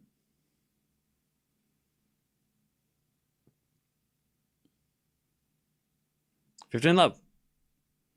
4-4 rally. As we get a 4 up the line to the backhand of Raducanu. 4 now from Parry. Again, the backhand of Raducanu. As Parry with a slice. Raducanu backhand again to the backhand slice of Parry. Raducanu up the line into the 4 of Parry. Again to the backhand of Raducanu. As Parry with a slice. Raducanu backing up the line. Parry with a forehand cross court. Raducanu gets it back with a drop shot. Parry's going to get there with a 4 up the line. Raducanu puts up a lob. Parry with a smash. Raducanu with a forehand up the line. At the middle, sorry, as Parry hits a forehand winner. Great rally by both. 30 love. 30 love. Any circumstances the match can be draw? So the only times I can see it being a draw is if the final is interrupted by weather to the point of it having to be cancelled, and the players share the points and the prize money in the final. That's the only time I've ever seen it happen. Or the final gets cancelled, and then whatever it is, like the 2 finalists get to share the spoils. So basically, it's no winner. But I can't think of any other situation where it's a draw outside of that final. If you go back into I think it's 2021, there was tournaments pre-Australian Open that happened in Melbourne, and there was, I think, 2 tournaments that whoever won the semis would share the title. That's the last time. This is the only time I can think of being a draw. 40 love as that goes to the net by Raducanu. So there is. It's very, very rare. Very rare.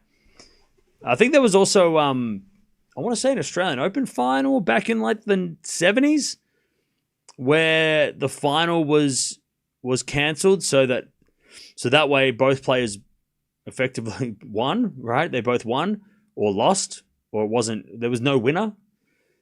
So that's as close to a draw as you're going to get.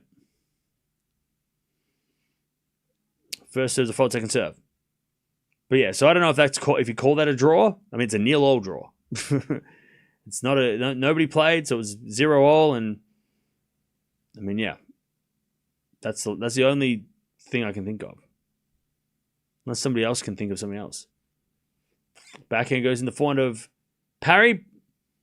Parry hits it out, and it's 4-15. The only other way I can think of there being a draw is if, let's say, Raducanu retires against Parry now, and then Parry retires the next match. And then that means the winner of this match didn't play the next match. Or at least nobody from this match played the next match, but that's not really a draw. That's just a bunch of people getting injured.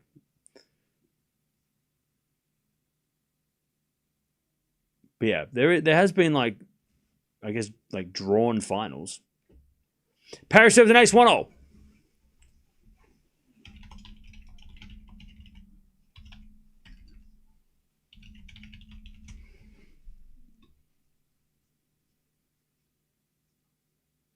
All right.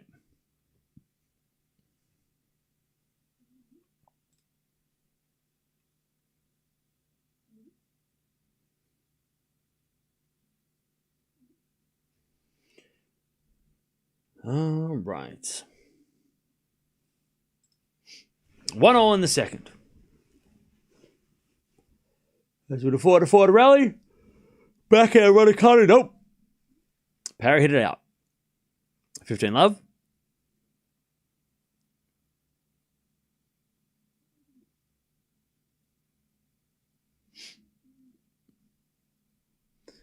Yeah, I don't. Yeah, if both players got injured at the same time and couldn't, I don't know. It's the injury thing's kind of weird. But then the thing is, if let's say Raducanu and Parry both got injured in this match and they both had to retire at the same time, which would be weird as hell, but you would just like try and hang on to the other person who retired first, right? But for some reason, let's say Raducanu and Parry both got hurt at the same time, then the person that was supposed to play in the next round would just get a walkover. So, yeah. I don't know. It doesn't seem like a draw if both players get injured. Like both players don't win, they both lose, right? They both lose with that one.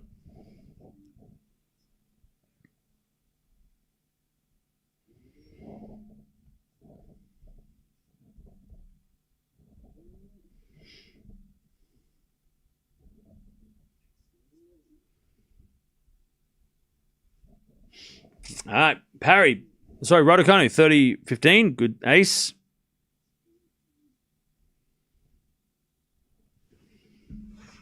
Can you explain why cramp is not a medical timeout?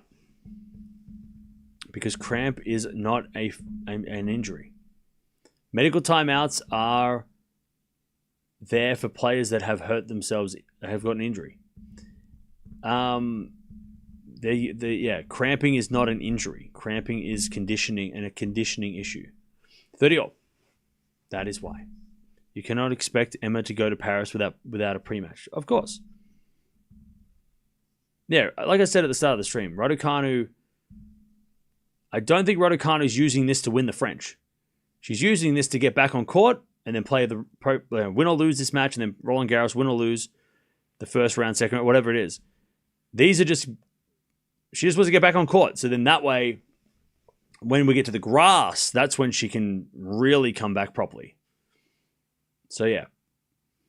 And I know clay and grass are different surfaces, but again, this is probably better for a warm-up for the grass physically for Raducanu, because she hasn't played since Indian Wells. So,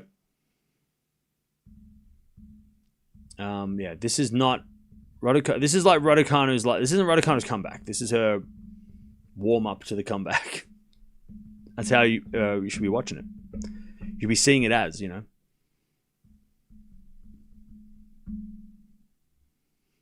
And the return goes in the backhand of Raducanu. Backhand from Parry. Into the front of Raducanu. Parry with a forehand. Again to the front of Raducanu. Raducanu hits a winner, and it's deuce.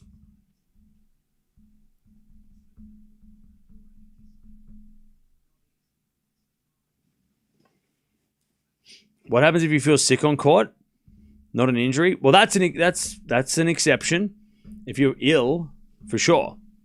Like if you're throwing up, yeah, you can get treatment for that. But usually that doesn't take a medical timeout. That takes just like a consultation with the trainer. It doesn't take you don't need a 5-minute medical timeout to get electrolytes or whatever you need,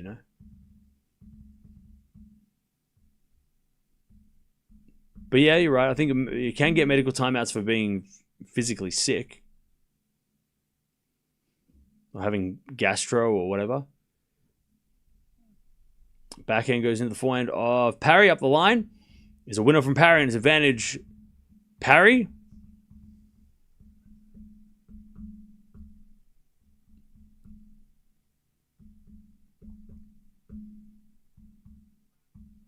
But then whether or not if you're physically sick, is that conditioning? Is that a conditioning issue, or is that's a question. Advantage Parry. And Raducanu serves an ace. We're back to deuce. Pliskova's losing in the first round of qualies at the French. Damn. She's a dangerous player. She's losing the French qualies. It's crazy.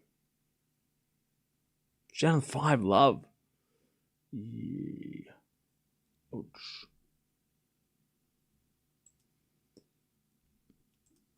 Brutal. All right, Raducanu forehand to the forehand of Parry. Raducanu up the line as Parry with a slice. Raducanu forehand again. Into the net. And it's advantage Parry to get the break here in the second. Advantage Parry.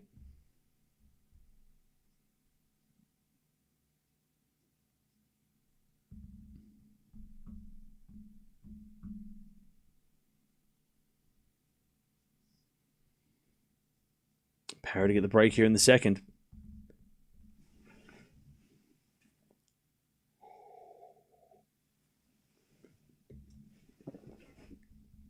Return goes to forehand of Raducanu. Parry with a slice. In the net. Back to deuce.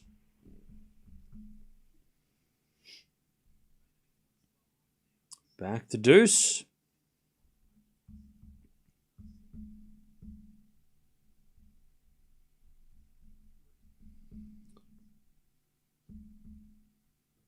Time to get drunk, mate.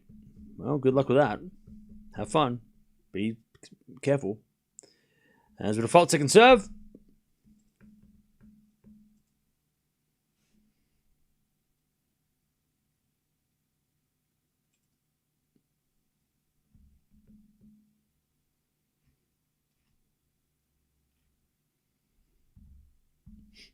Second serve.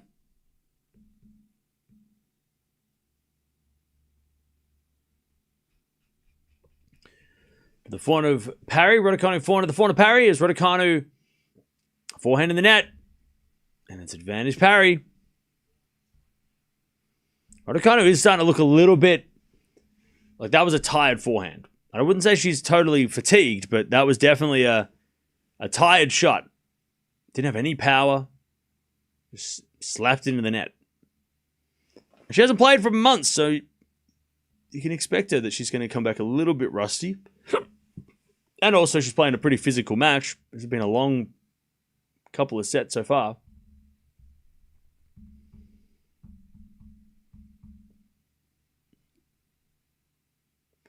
All right, first serve's a fault. Second serve. Whew.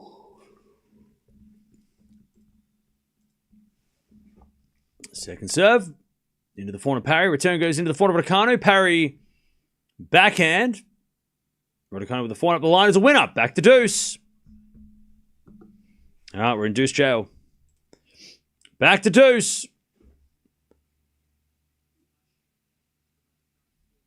Nice forehand from Raducanu that time. Much better. Deuce.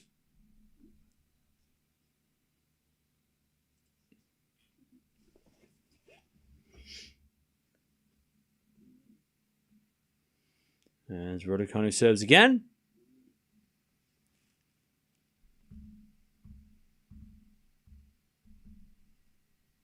First serve's a fault. Second serve.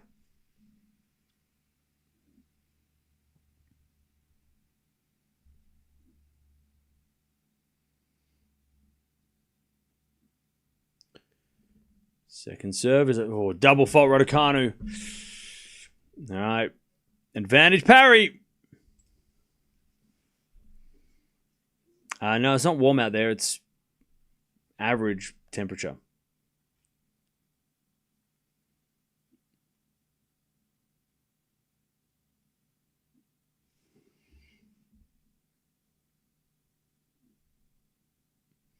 All right, backhand return up the line from Parry to the forehand of Raducanu. Backhand slice from Parry. Raducanu gets there with a slice. Comes to the net. Parry puts up a lob. Raducanu puts away the smash straight at Parry's feet. We're back to deuce. Good smash from Raducanu that time. That was a tough shot. I mean, that could have easily gone out. I think Parry thought it was going out. That's why she left it. But it landed inside the baseline, and we're back at deuce.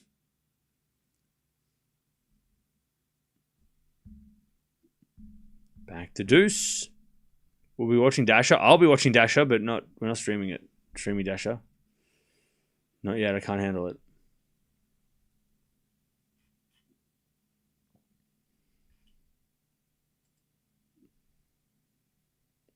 All right, serve again from Raducanu.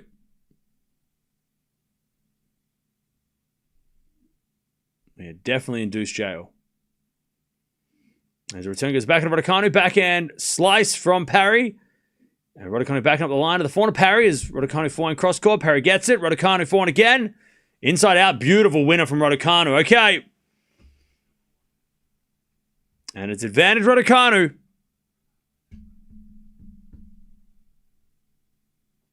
Advantage Raducanu. Pliskova was bageled. Ugh. That's brutal. That is brutal.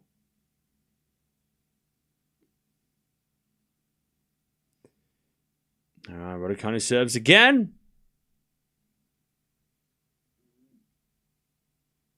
Into the forehand of Parry. Return goes back into Raducanu. Parry. A backhand again. The backhand of Raducanu. Parry with a forehand. Goes long. Raducanu holds after the marathon game. It's 2-1.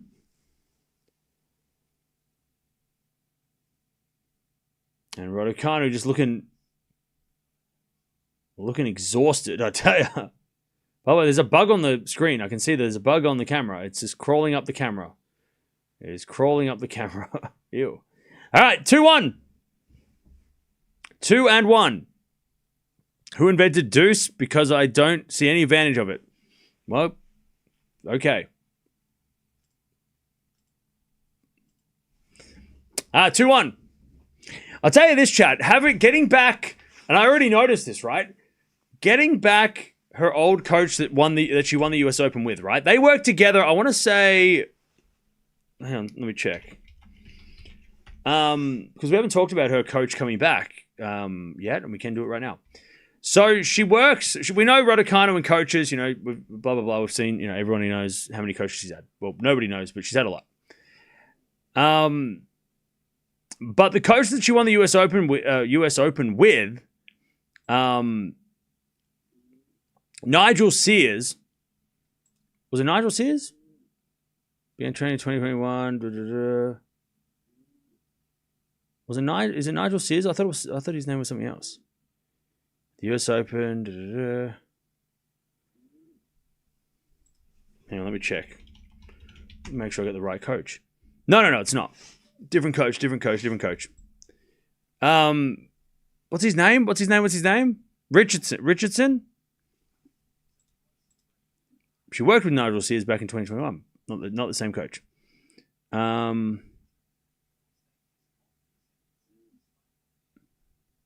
Yeah, it was... Sorry, where is it? Why can't I see where his name is? I'm blind. Andrew Richardson. So, that's who is there right now. He's actually the director of the David Ferrer Academy in Spain. So there you go. Interesting. But yeah, that is him. And one, she trusts him. Right? Like, that's the big one. The trust between him and her is already established. Right? Because they won the US Open. She knows that he knows what he's talking about, and he knows what's best for her because she's done one of the biggest things in sport with him there, right? So the trust is already there. There's no, like, you know, and they know each other. So straight away, you don't have to have that, you know, I'm going to learn what you're like, you're going to learn what I'm like, we're going to see how this goes. There's no trial period, right? They are banging back into it.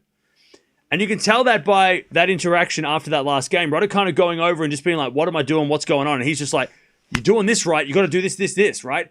So she's going to listen to him, and he's not going to be afraid to tell her what's going on, right? Whereas a new coach, especially a new coach, knowing that Raducanu has been through a lot of coaches, might be a little timid, might be a little worried, might not have the same approach, and she might also not respond well to whatever they say. Because she might be like, I don't know if I trust what you're saying yet. Let's see if it works. Whereas she knows he's going to tell her what's going to work because it's worked with before, right? So already it's like, it feels like it's such a good idea. Now, how long will this last? I don't know. But it just feels like, it seems like you've got all that like introductory shit out the way, and it's just like, we're back to it. We're back to where we were. We're back into it. Now, Raducanu obviously 5 years ago has worked with a lot of different people, learned a lot of different things from a lot of different coaches. So, you know, whether or not he is going to be able to work with her in 2026 going forward, if it's going to work in 2026, that's the question. If she's going to respond to the same chat that they had when they were winning that US Open, right? I mean, he coached her juniors as well. Yeah. So again, there's already that established relationship, that established coach. And they don't need to do any of that stuff when you change into a new coach, right?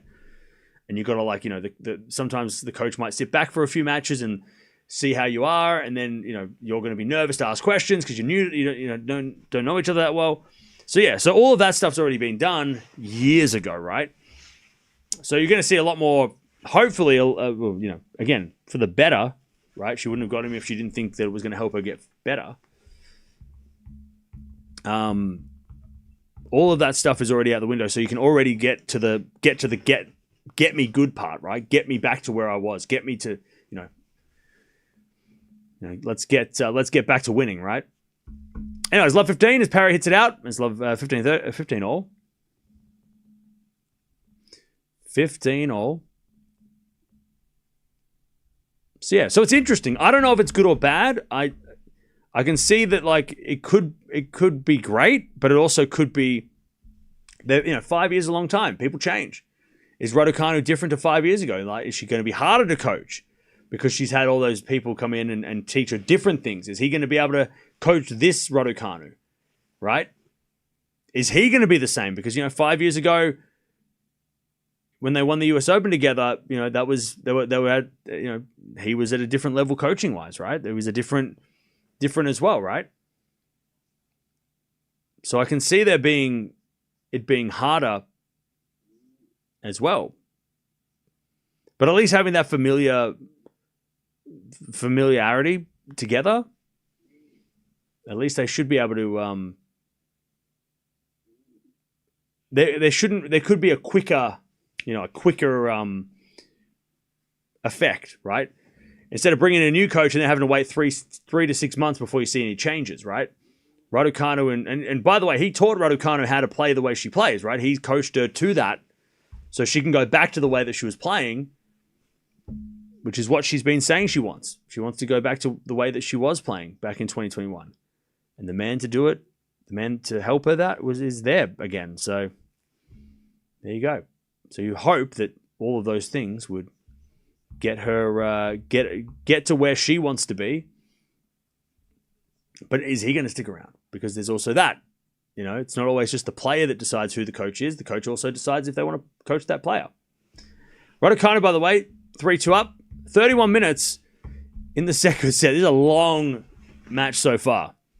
And Raducanu was looking a little tired. She hasn't played any tennis for the last 2 months.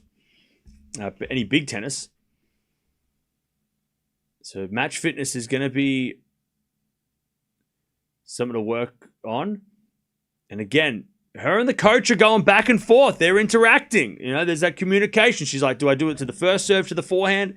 And he's going back saying, yeah, do this, do that. Again, new coaches, you wouldn't be having that instant. This is the first match they're coaching together again, right? Or they're together again. You wouldn't have that instant, especially Raducanu. How many times, Chad, have we seen Raducanu ask the coach questions? We've never seen that. She's never going, wait, should I do this or that? She's always kind of just like, yep, and listening to what they're saying, and then makes up her decision, right? So her asking, that's a good sign. If you're a Raducanu fan, I'm talking to the Raducanu fans here. If you're a Raducanu fan, that's a good sign that she's like, do I do this? Do I do that? She obviously trusts his opinion.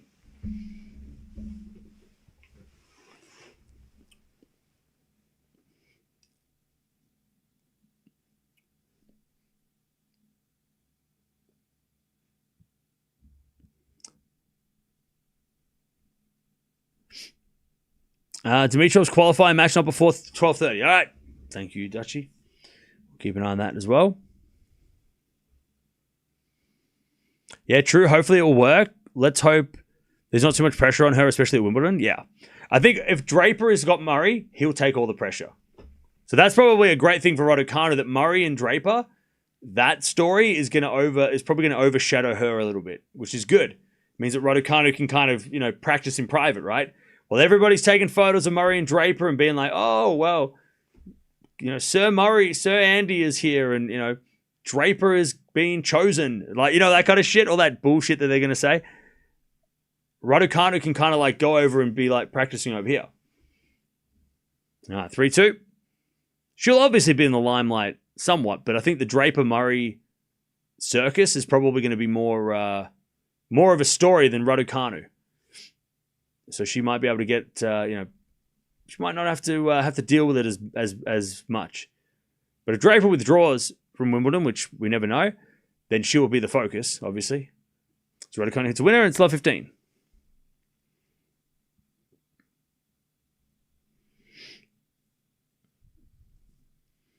Love 15.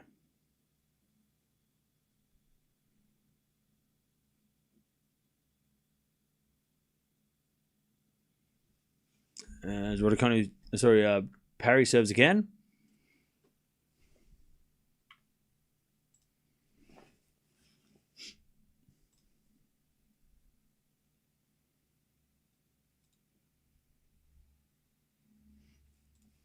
As Raducanu slice on the stretch.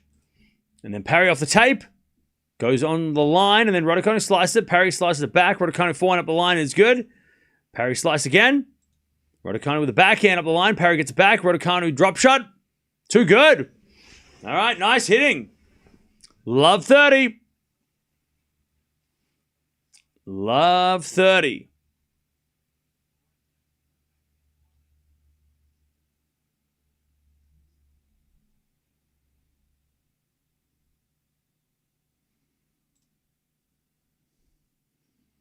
Love 30 Raducanu.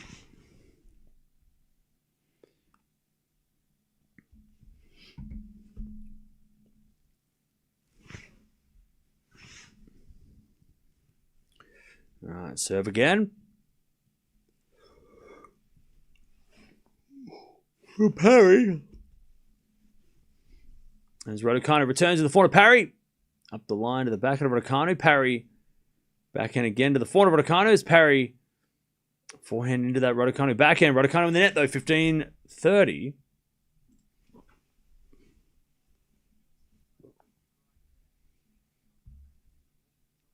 $15-30.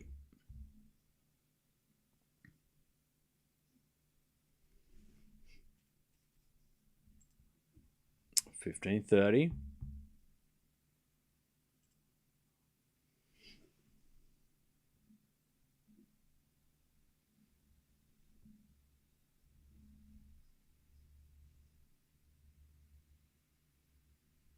As Parry serves a fault, second serve.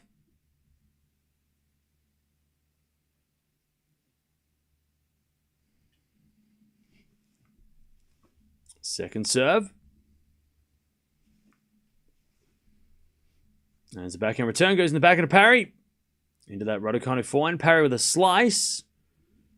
Raducanu forehand cross court. Parry with a pass in the net. 15-40. Raducanu to get the break. Roy yacked at her all the time. Yeah, but Raducanu, did she respond?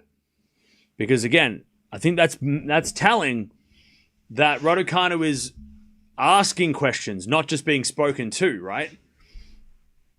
Like that's more interesting for me to see that Raducanu's interaction with her coach than the coach's interaction with Raducanu.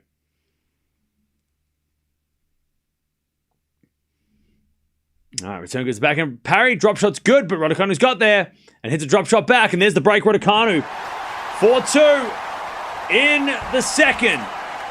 Raducanu breaks. Raducanu breaks. All right. Draper's lucky that Murray won Wimbledon because the pressure's off him. Exactly. Everyone's lucky that Murray won Wimbledon. He did every British player for the next 20 years a service. He should be getting a percentage of everyone's prize money for the next forever. Because he took all the pressure and he won, and now everybody who plays Wimbledon from now on doesn't have to live up to those expectations. And Murray deserves a cut from everyone's pay. He deserves compensation for taking all that pressure off the rest of British tennis for the rest of time, at least another 100 years. Until there's a generation of people that didn't see Murray win, and they're like, wait, we haven't had a British champion in my lifetime, and I'm 70. Okay. Murray deserves a check every time a British player does well at Wimbledon. All right, love 15.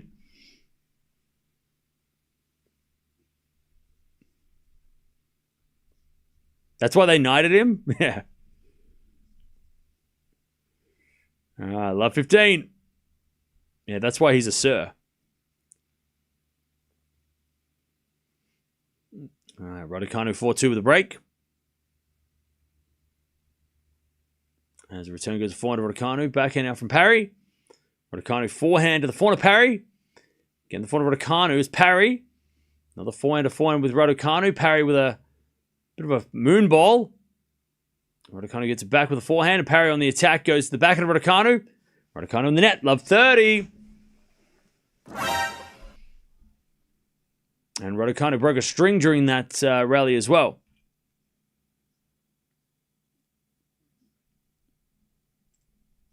All right, love 30.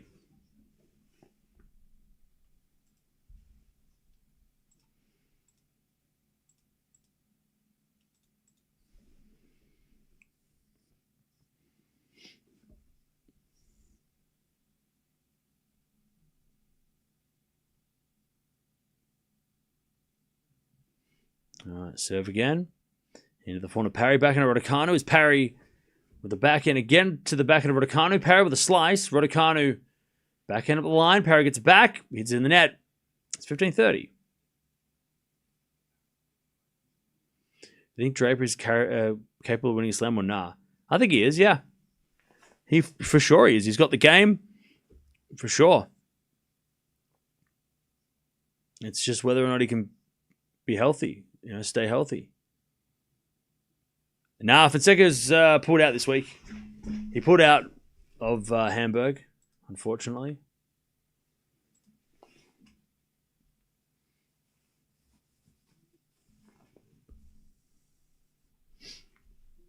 Oh, is Caboli playing right now? Oh, he is. God damn it, if Caboli loses, I'll freak.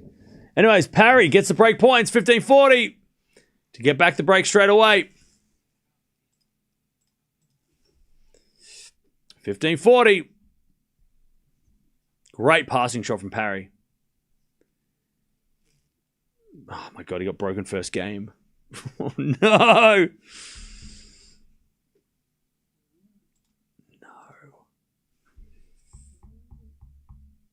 All right, serve is a fault. Second serve.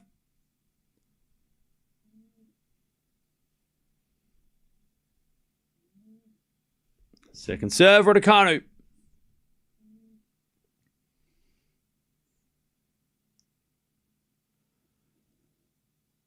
Oh, it's a double fault. Break back for Parry. Back on serve 4-3. Bruzet is the real deal, though. I know Bruzet is good on clay, but Caboli's the defending champion. And he's been having a phenomenal couple of months. So, I mean...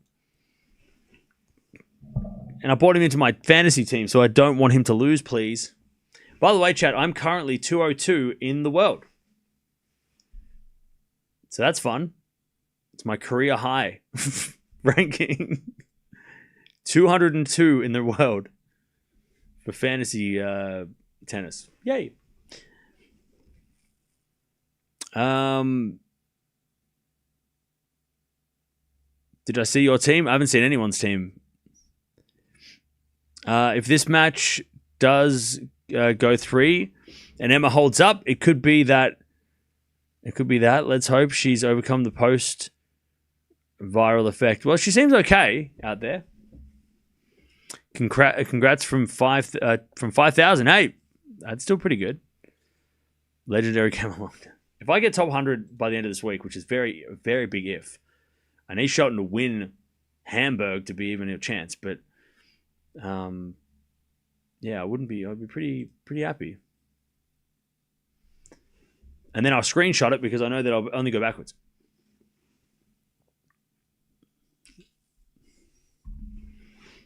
$202, is that good? Yeah, there's like 100,000 people playing or something.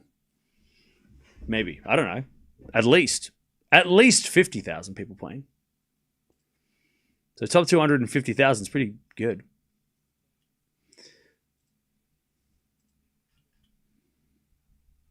All right, here we go. Parry to try and consolidate here.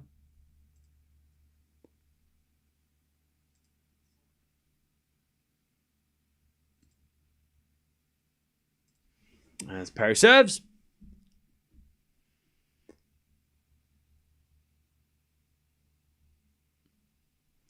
Oh, by the way, Leon, if you haven't checked out the new on the second channel, we've I put the, and this goes for everybody. On the second channel, there's a new video when we did the rain delay card opening, pack opening, box card, whatever the card, those cards. So go check it out.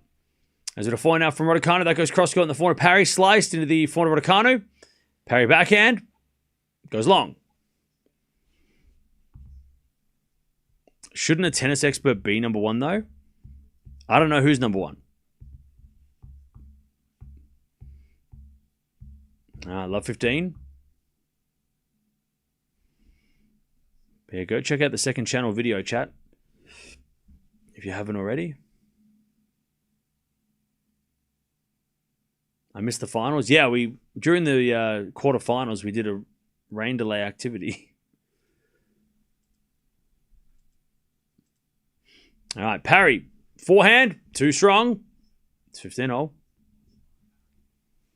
Berlin entry list is out and stacked. I couldn't... I can imagine.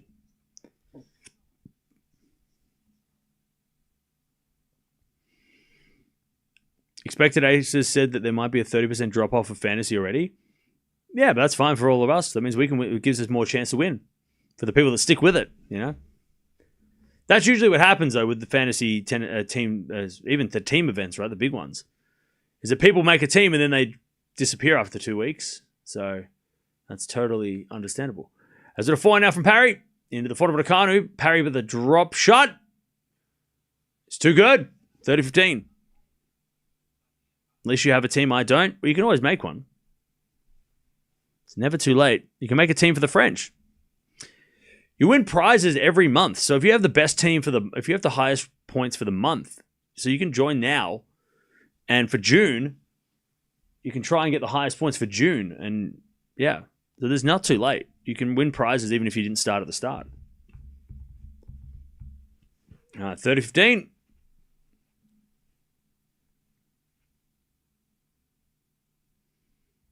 First serve's a fault, second serve. Also, it's just really fun. And we can all, and I'll remind you, because every stream we talk about it, pretty much. Serve again.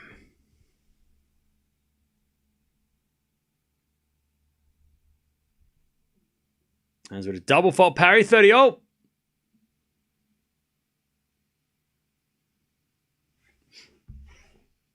What do you make a team? There you go, you can join there. And then join the league. So you can be part of our league.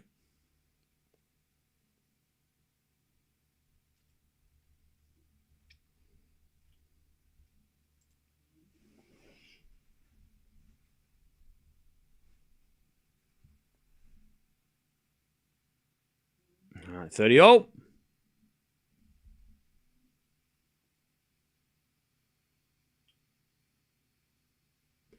As the backhand slice goes in the volley of Raducanu. Parry with a pass. Too good.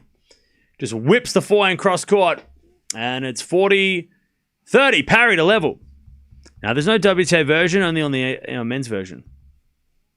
Figure out on how to register. You click that link and it should send you to the page.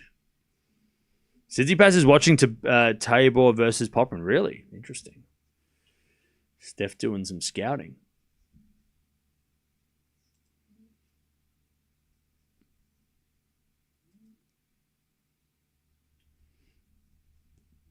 All right, 40-30.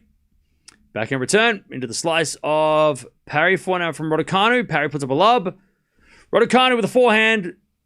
Oh, it goes long, and Parry gets to 4-0. She levels. Unfortunately, Raducanu missing the easy one. All right, 4-4. in the second. This has been a long match considering the scores.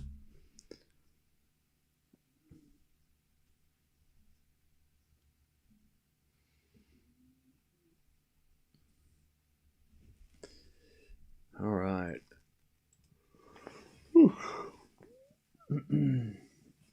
By the way, Buksha was winning. Now Buksha is losing. And the winner of this match plays Buksha. So, yeah. Buksha was dominating for a bit, and then now she lost a second in a tiebreak. And now she's down 2-1 in the third.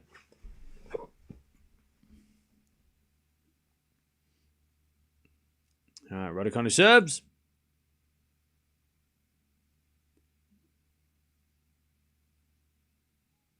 A fault. Second. Oh, it's a double fault. Love 15.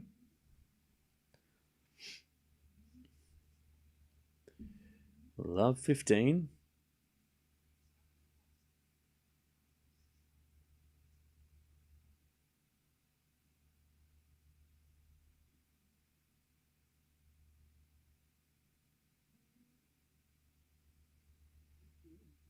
As the return goes in the back of Raducanu. Slice from Parry into the forehand of Raducanu. Parry, backhand again. Into the forehand of Raducanu. Up the line to the slice of Parry. Raducanu back into the net. Love 30. Chance for Parry to break and serve the match. By the way, Chad, don't forget to sub. We're almost at 300k. We are flying to that goal. So make sure you sub if you haven't already. All right. Love 30.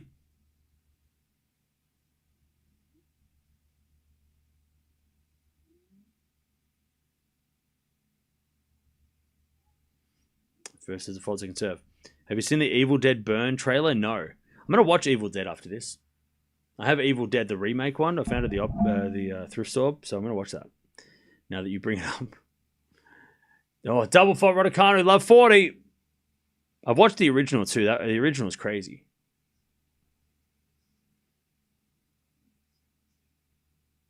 Love 40.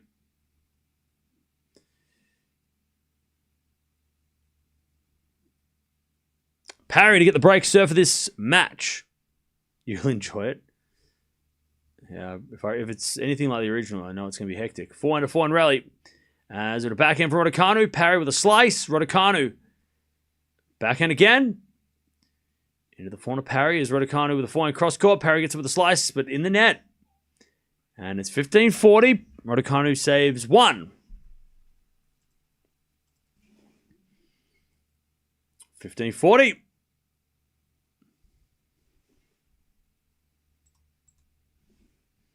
Is this the only stream for the night? At this stage, yeah. I don't plan on doing much more. Like I said, this week is sort of like a bit of a quiet week. Over the weekend, we might do more because, like, you know, the finals and stuff. But yeah, I'm just kind of chilling this week. As a backhand return goes in the forehand of Raducanu. Forehand now from Parry. Goes out. 30-40. 30-40.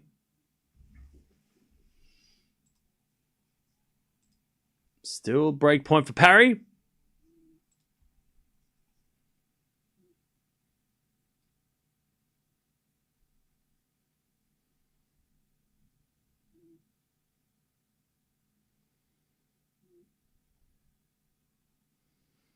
All right, first serve the fault, second serve.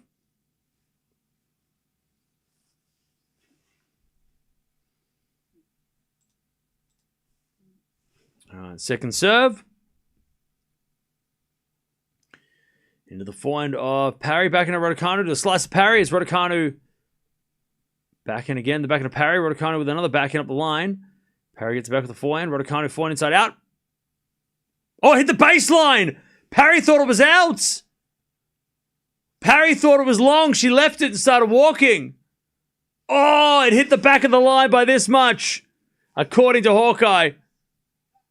Jeez. Yeah, no wonder Parry thought it was out. She's like, yeah, it's out. No. Jeez, Raducanu survives. Whew. Deuce. Good man. Go watch a horror movie and then get some sleep. I don't think that's going to happen, but okay. Thank you. As we're going to find out from Raducanu. Parry with a pass. Raducanu with a drop volley. Too good. Raducanu gets to advantage. Good fight back from Raducanu from Love 40. Sorry for asking who's winning. Parry is winning. Parry is winning. All right, Raducanu, advantage. Take the lead again.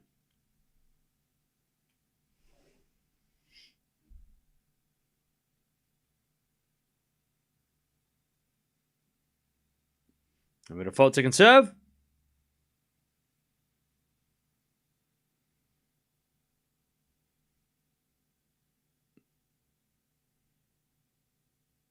Second serve. To the forehand to Parry. Return the backhand to Raducanu. Parry. Forehand again to the Raducanu backhand. Parry forehand again. Inside in winner. And we get back to deuce. Crucial game here for Raducanu. She's got to hold.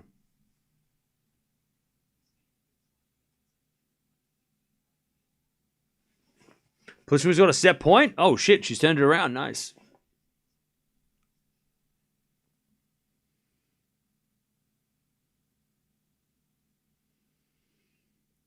All right, deuce. Very big game here.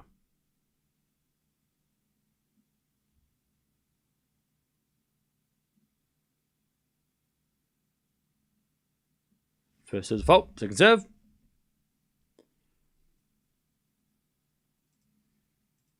Second serve.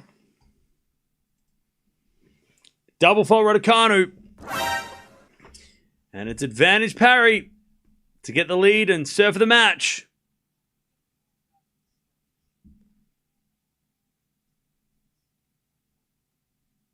Advantage Parry. To take the break. Serve. Into the back of Parry. Forehand to Raducanu. Into the back of Parry. Raducanu forehand again. Goes wide this time. And Parry's going to serve for the match. 5-4. 5-4. By the way, first set took 56 minutes. This set has taken 56 minutes. This has been a physical battle. A proper clay grind. I mean, 20 games, if it does end now, 20 games for 2 hours is long. That's a long two sets. 2 hours? You said you need 2 weeks off, but you never pause. Yeah. So I've got this issue. It's called obsession, where I obsess, and it's actually it's obsession. Well, I'm obsessed with tennis, but I'm a workaholic. Is that, like that's I have an issue. It's called workaholism. Workaholicism, where I just can't help myself. I don't feel like it's a problem yet, and I don't think I need to go in any meetings. But I'm okay. I think there's worse things to be obsessed with. So that's why I'm here. My name is Cam, and I am a workaholic. I'm not working on it.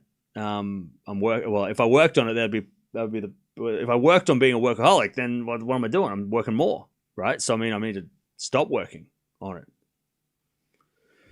But we're going to do spot streams this week. So we're not watching every match, every player, but I like to use these weeks before a slam just to kind of obviously rest. But like have it, we've got like 700 people here, so it's cool. It's a good stream, but it's like pretty chill, right? We're just kind of chilling, just shooting the shit, nothing serious, not raising my voice too much, right? So yeah. And plus it's also like 8:30 p.m., so it's not even like late. So yeah.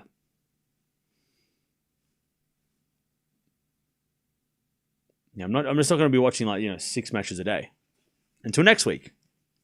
And then we'll watch 10 matches a day and stream for 16 hours straight. Every day until the finals. 15 love. Parry serve for the match.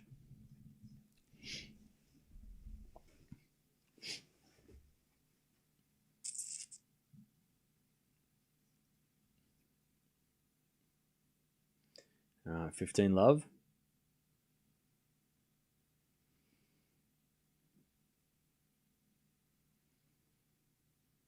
As Parry serves again.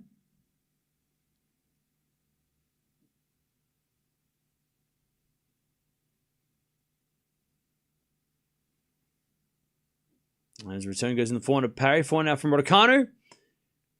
Then Parry inside out forehand winner. 30 love.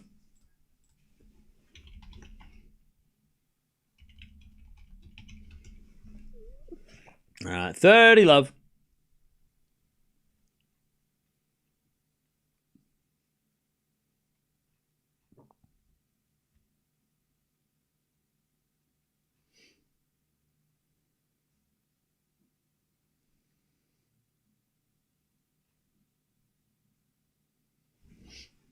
As the backhand return goes to forehand of Parry. Forehand from Raducanu into the backhand slice of Parry. It's a drop shot. And it's just wide. 30-15.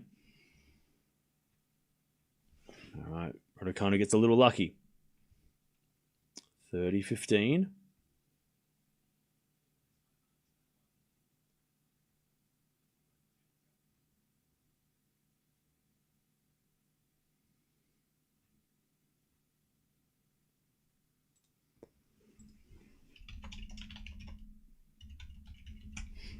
All right, 30-15.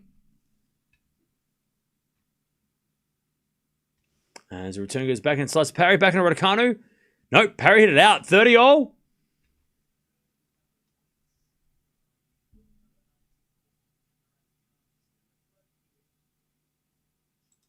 All right, 30 all. Raducanu not done yet.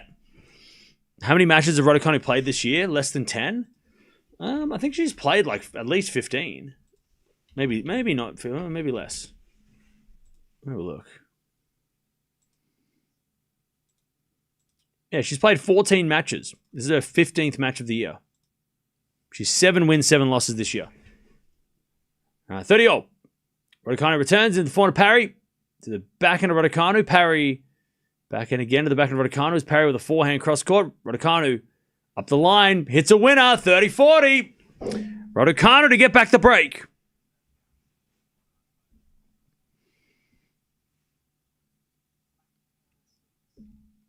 All right, 30-40.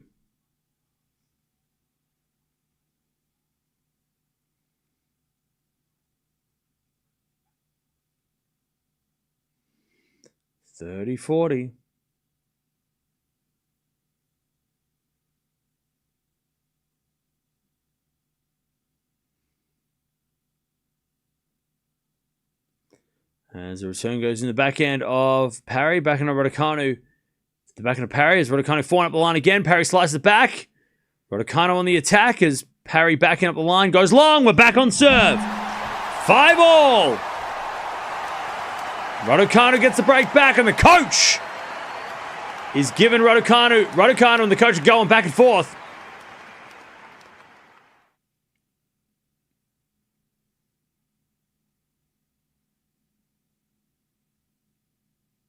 And a lot of conversation going on between them.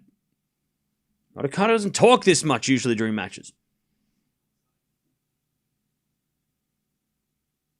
All right. Back on serve, 5-5. Kaboli, Bouzet prediction. Kaboli, please. For the love of God. All right, back on serve. Raducanu serves. To the backhand of Parry. Forehand of Raducanu. To the forehand of Parry is Raducanu. Another forehand to the forehand of Parry. Raducanu forehand again. Up the line. Goes wide. And it's love 15.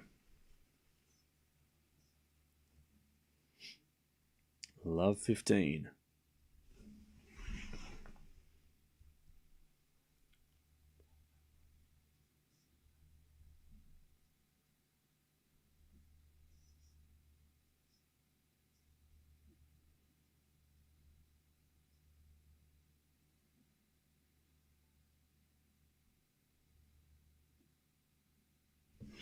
All right, backhand to backhand rallies. Raducanu's backhand goes long. Love 30.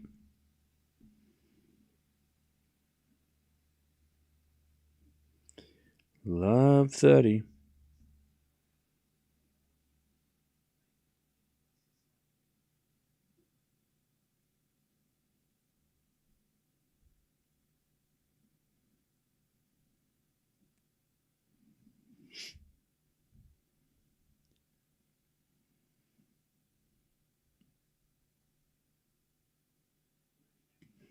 All right.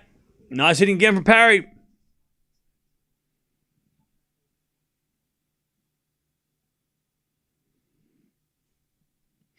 All right. Love 40. Parry to get the break again.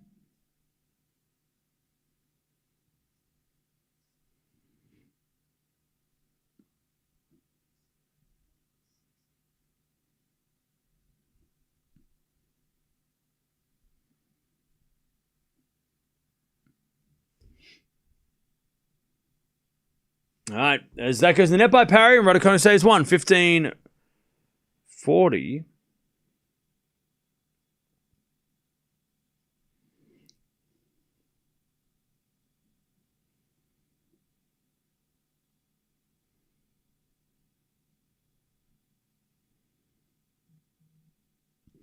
All right, 15-40. Still break point.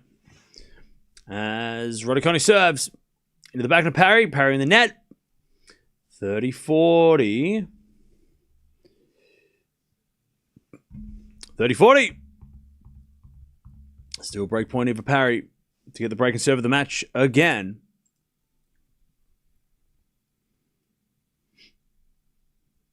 $30-40.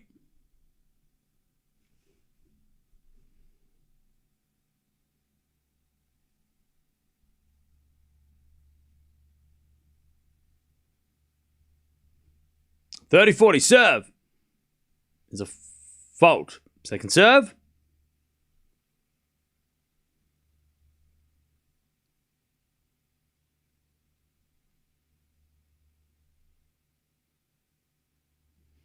As a return goes into the back end of Raducanu. Point now from Parry as Raducanu goes up the line of the slice of Parry. Back end of Raducanu off the tape.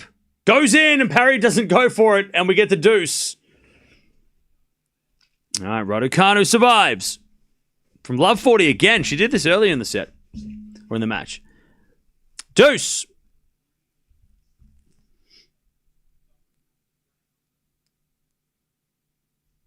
All right, we get the deuce.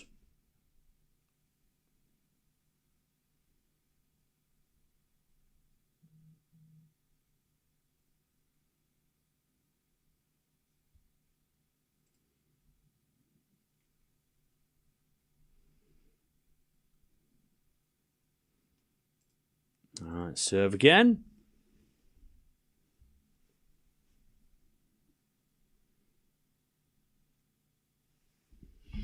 As the return goes into the forehand of Raducanu, but Raducanu overhits it and it's advantage to Parry.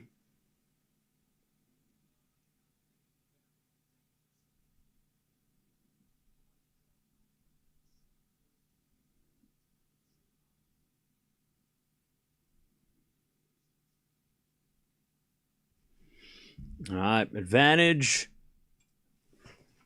Parry. To get the break and serve this match again as we just serve from Raducanu. That's a fault. Second serve. And Caboli is getting smoked. And this is... I'm going to cry. Advantage Parry. God damn it. Advantage Parry. Serve into the forehand of Parry. Return goes to forehand of Raducanu. Parry. Forehand again to the back of Raducanu is Parry. Forehand again. Goes cross court. Raducanu gets it. Parry. Forehand again cross court. Off the tape goes wide. Back to deuce. Another one saved by Raducanu.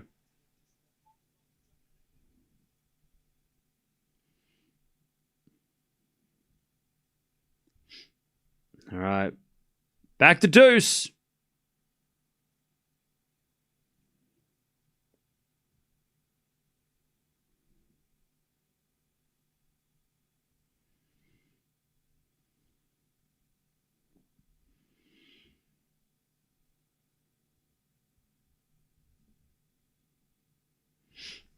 Serve again. Into the front of Parry. Return goes to the front of Raducanu. Parry.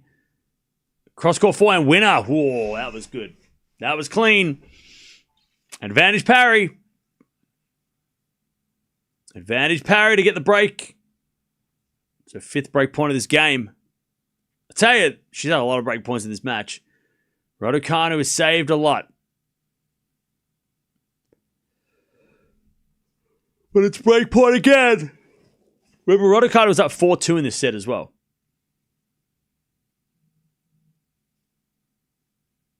First there's a fault. Second serve.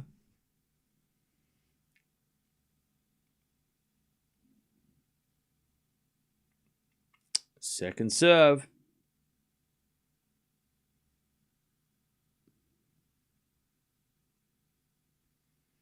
Into the forehand of Parry. Return goes to the back of Raducanu. Parry. Slice. Raducanu with the forehand goes again. The slice of Parry. Raducanu backing up the line. Parry gets it back with a forehand, but overhits it. And we're back at deuce.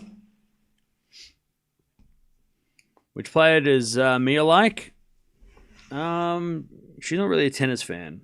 She doesn't really like tennis.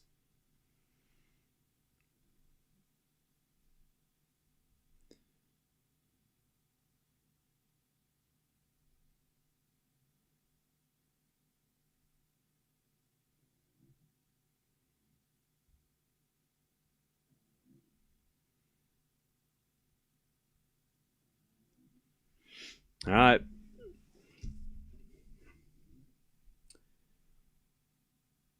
We get the deuce.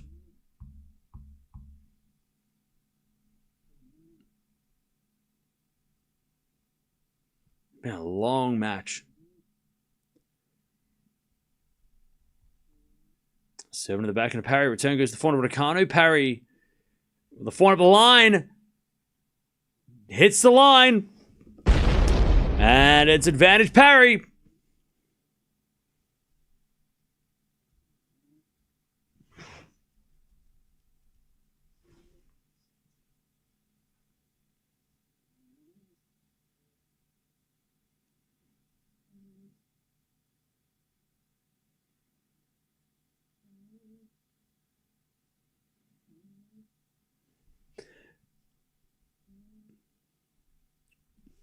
As with a backhand rally, that goes in the net by Raducanu.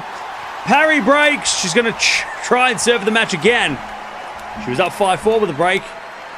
Raducanu hasn't held serve for a while. She's been broken, I think, the last 3 or 4 service games. All right, Parry's going to try and get this match. 71-minute second set. Jeez, that is a marathon.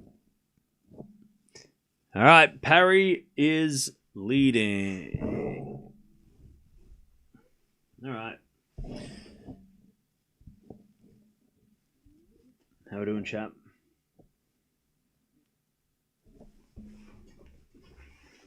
How are we doing?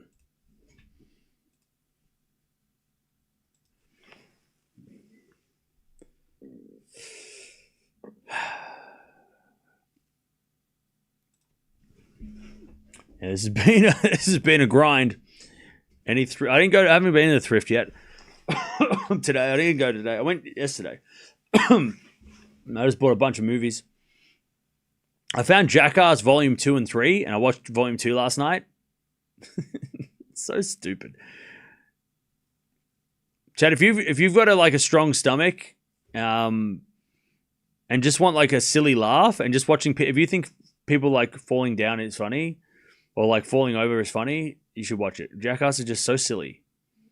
Just such a silly show. It's just so silly. Obviously, there's gross stuff too, so maybe don't watch that. But like it's just funny. Like they were just like snowboarding down a hill, or driving like a wagon. Like they were sitting in like a wagon, and like going downstairs. Like it's just so silly. And of course they fall out. Of course they stack and they like they fall on the concrete. Or like they had these like, I want to call them lacrosse players. They were like these guys that were like throwing oranges at them just standing there. Like it's just like so stupid, but it's funny. It's just really silly humor. Anyways, volley from Raducanu is good, and then Parry hits a winner. And it's 15-love. The best was when Knoxville fought Butterbean inside a store. Yeah, they do that as well.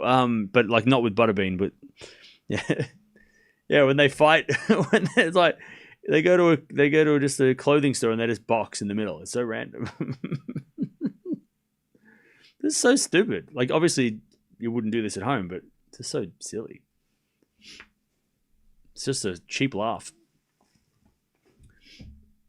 Forehand return, 15 love as Parry goes in the backhand of Raducanu. Raducanu nails one up the line. 15. Oh, great backhand winner. I will watch Star Wars and Master of the Universe in the cinema. Yeah, that sounds fun. I'm going to go watch Jackass and 5 and Scary Movie 6. But those movies sound good too. I'm not really into Star Wars, but the Masters of the Universe does look good. 15 all. There's a bit of fault second serve.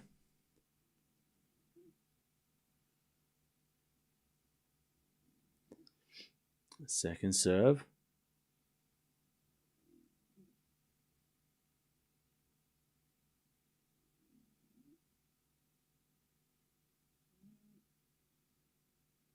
As the return goes in, the slice of Parry. Slice from Raducanu into the corner. Parry with a backhand passing shot winner. That is what a one-handed backhand can do. Just a little bit of a flick cross court. And the way that she's able to curve the ball with just an angle and the spin with a one-hander. A two-handed backhand could do that, but not as easily. Like, that is why... Oh, man, that's a beautiful one-hander. You could do that with two hands. You could. But it would be very hard. That's where the one-hander you can just drag it cross court for those kind of angles. And it was so off pace as well. Just had it was just so difficult to get back if you're at the net. As we fall now from Parry, that goes long. All right, 30-all. Parry hasn't had a match point yet, I don't think. She got to 30-all in the last game. All right, 30-all.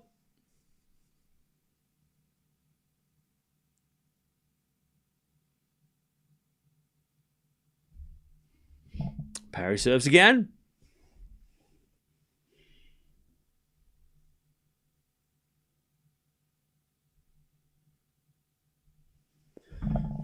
Into the forehand, Raducanu. Good return. Parry goes up the middle.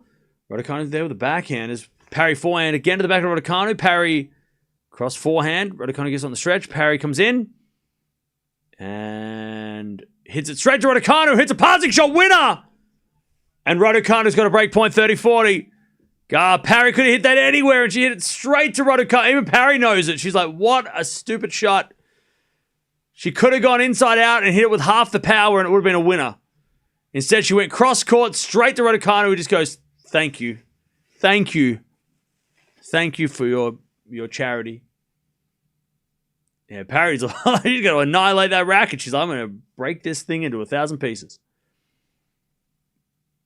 All right, breakpoint Raducanu to keep this match alive. 30-40. Good serve down the tee. Raducanu gets back. Parry. Oh, she goes inside out this time and hits a winner. She learned from that mistake. She went cross-court again. Raducanu would have had another pass. She would have had another cross-court passing shot attempt. But Parry learned very quickly. Deuce. All right, deuce.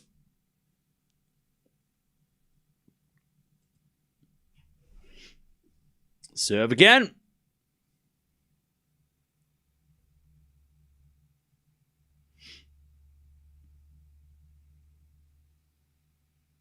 There's a bit of fault second serve.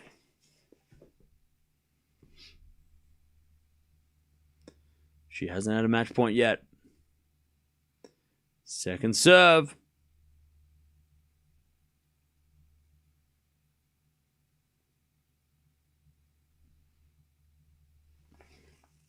Second serve. As we're backing up the line to the forehand of Raducanu. Forehand now from Parry. It's Raducanu again to the forehand of Parry. Parry hits it long though. Advantage Raducanu to take us to a tiebreak. And you can say that word in this set because it's only the second set. It's the third set. You're not allowed to say it. That's not the... I didn't make the rules. They made the rules. I don't know who are they. I don't know.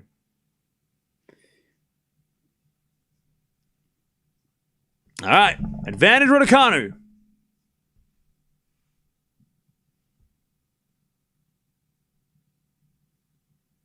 Advantage Raducanu. Parry serves. To the forehand of Raducanu. Parry drop shot. Raducanu gets up with a slice. Parry goes straight to Raducanu's volley. And we're going to a tiebreak. Raducanu survives again. All right, who's winning the tiebreak, chat? Raducanu, great hustle. And then just good hands at the net. Didn't have to be a pretty volley. Just had to go over. Didn't have to be a nice looking volley.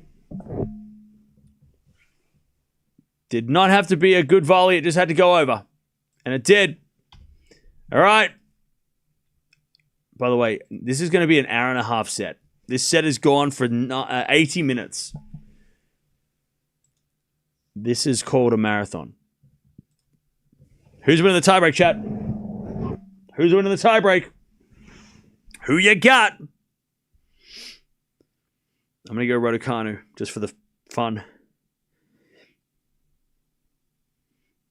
All right, return goes in the forehand of Raducanu. Forehand from Parry. Into the forehand of Raducanu as Parry wins the first point. Raducanu in the net. And it's 1-love Parry with the mini break already. 1-0 Parry.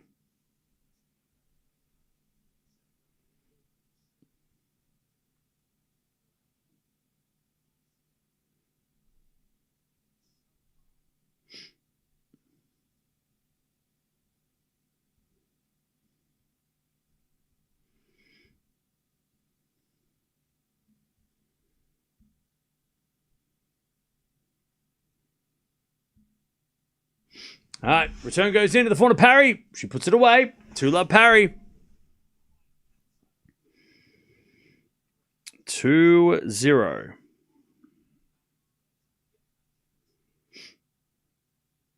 All right, 2-0 Parry.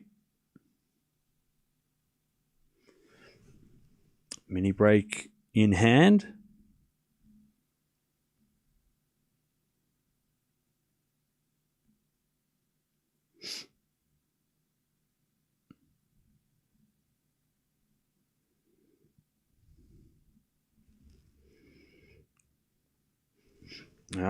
As the return goes in the forehand of Parry, back in now from Raducanu. Parry forehand again to the back of Raducanu.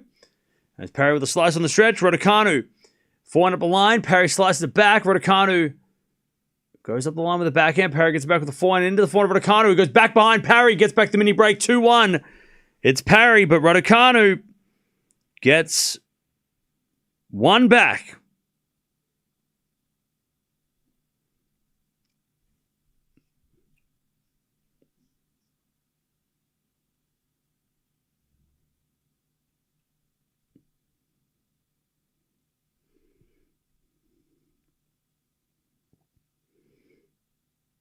All right. 2-1 Parry.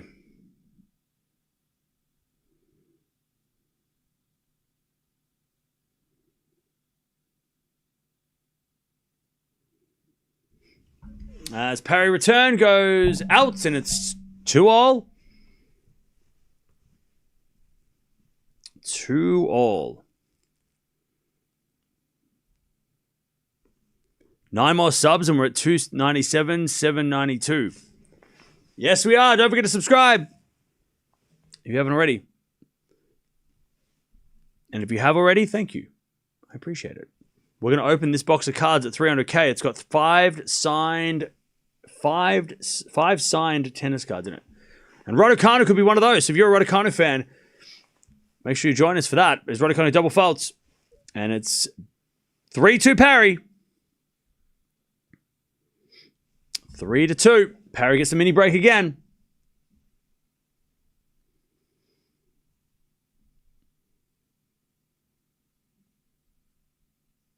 Three, 2. Parry with the mini break.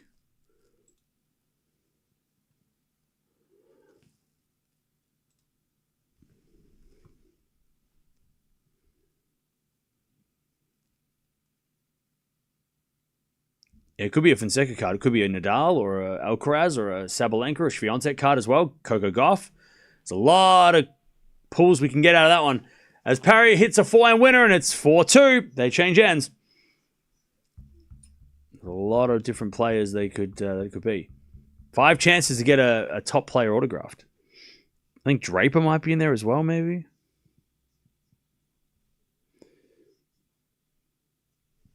All right, 4-2 Parry. Yeah, we'll open that at 300k. Whenever we get to 300k. All right, 4-2 Parry.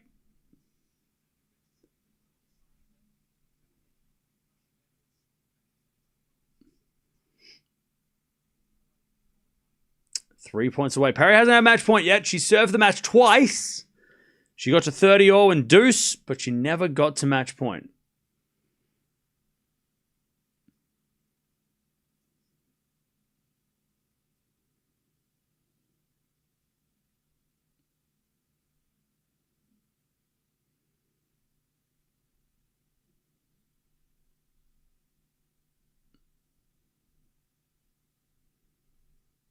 Carlos Alcaraz card would be peak. Oh, yeah. Falling up the line, up the middle to the front of Raducanu. Flying out from Parry on the stretch. Goes long, and Raducanu gets back the mini break again. That's 4-3 Parry, but we're back on serve. 4-3.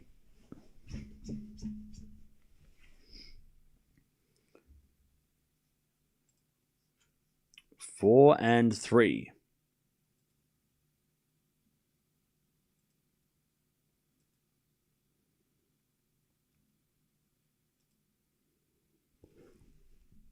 All right, serve again, Raducanu. To level. There's a return. Goes to the back of Raducanu. Forehand from Parry. Into the back of Raducanu. As Parry forehand cross court. Raducanu gets on the stretch. Parry forehand back behind Raducanu. She hits it in. Slice from Parry is in the net. It was going to be a drop shot attempt, but it's in the net. And it's 4 points all. 4 all.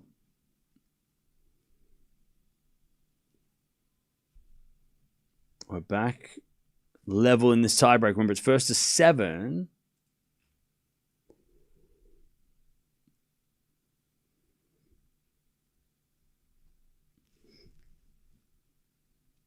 All right, serve again.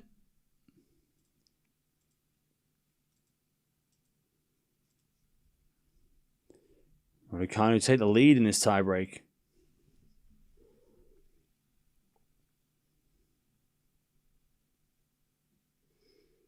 Seven the front of Parry up the line to the back end of Raducanu. Oh, Raducanu it out. She just got a little bit too close to it and cramped up. Parry gets the mini break. She's going to serve to try and win this match. Finally, after trying to do it twice. Yeah, she just got a little cramped up on that backhand, Raducanu. Parry hit it a little bit, maybe a little bit better than she expected. All right, 5-4. Parry's going to serve for this match. But how many times have I said that? Twice. I said it twice. But we've got 900 people in the house. What's going on? Welcome. Don't forget to sub on the way out if you haven't already. If you are leaving, why would you leave, though? We could be going 3. 5-4.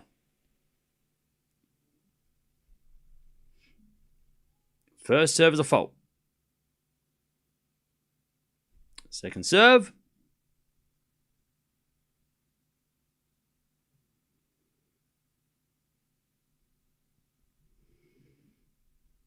Second serve, Parry.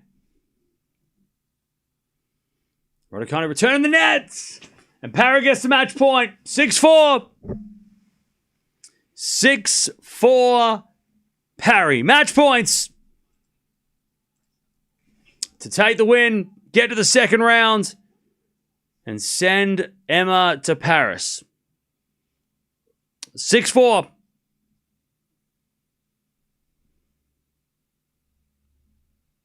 Parry with the serve.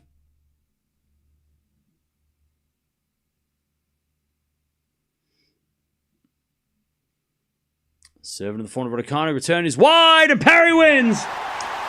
She gets it done in a marathon straight sets. So many breaks. Or break points, I should say. And Parry is into the next round. She knocks out Raducanu, and it's 1-1 in their rivalry now. And Parry's on to the second round. All right.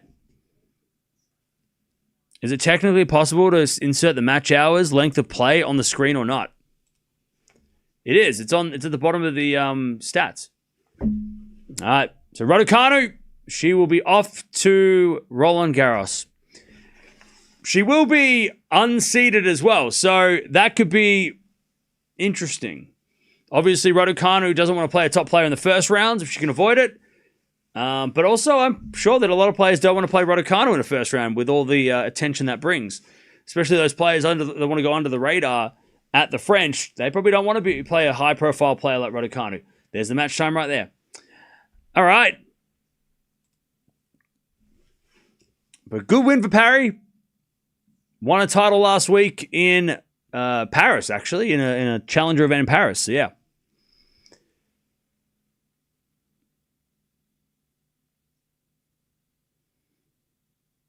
So, good win for Parry. All right.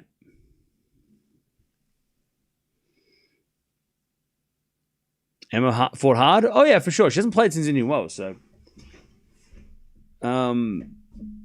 Yeah, like I kept saying, even at the start of the match. Oh, Zhang won? So Zhang took out Buksha. Interesting.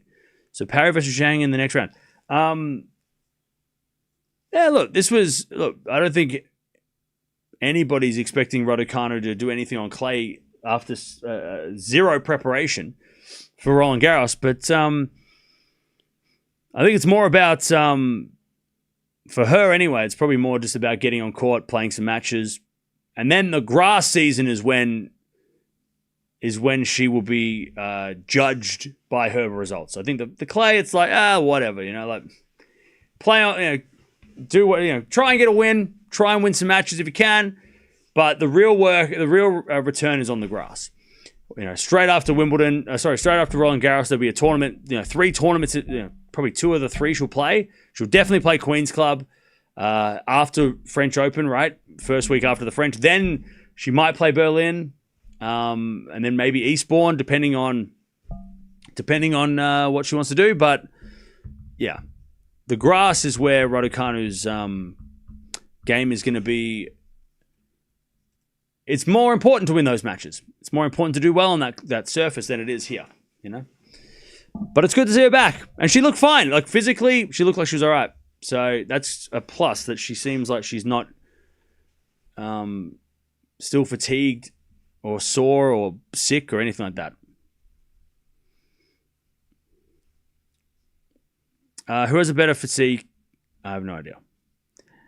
How about Eala? Where is she now? She lost yesterday in a close 3-setter. Also to a clay court player. That was a marathon. 2.5 hours for 2 sets is insane. That's insane. If we went 3, we would have gone 3.5 hours, which is crazy. Give Emma a break. She has been ill with a virus which led to post-viral syndrome. Anyone who knows what that is knows how debilitating that is. Yeah. Yeah, exactly. No, people should. I think the people that are not empathizing with Raducanu are just haters, I think. They always show up. They showed up yesterday. It's the same people that don't like Eala. And I'll never understand why, because, I don't understand that mentality of being a hater. Especially when, like, those people don't come to matches with the players they like they don't seem to like any players. They're just constantly, like, bashing players. I don't understand that. Do you have any favorite players? Do you not? Do you just hate people? Are you just full of hate? Like, it's just sad. But don't worry, Raducanu fans. It is, disappointing loss, but also she's back. She's back on court. It's good to see her back. She's back with her old coach. And in terms of warm-ups, that was basically 2 matches in one, because she played 2.5 hours. So, and to be honest, she didn't look tired at the end of that 2 hours. So that's a good sign that after 2.5 hours, she was still able to compete. And didn't seem any cramping or any fatiguing like that. So that's a good sign. She's back on court.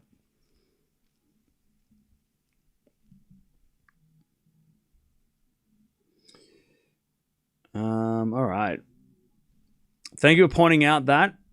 now let's see if Emma and her team will hold up after the first game with them in the box. That would be interesting career. Yeah, I mean, yeah, it's good to see her coach is back with her.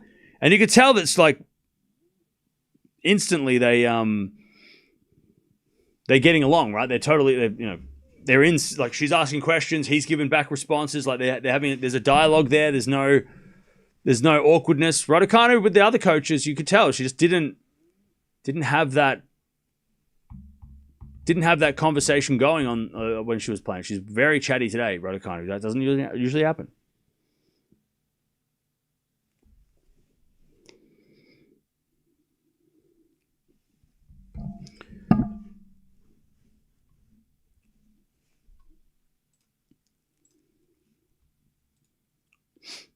All right.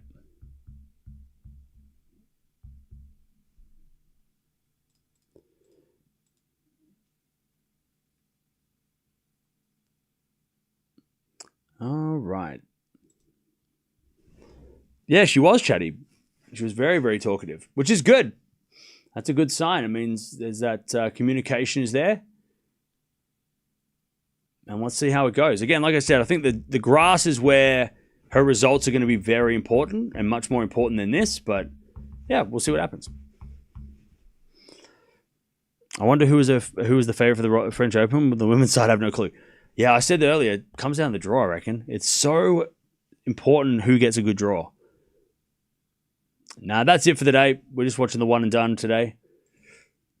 One and done. Unless something comes up later that piques my interest, but I'm not watching Australians, and that's about it.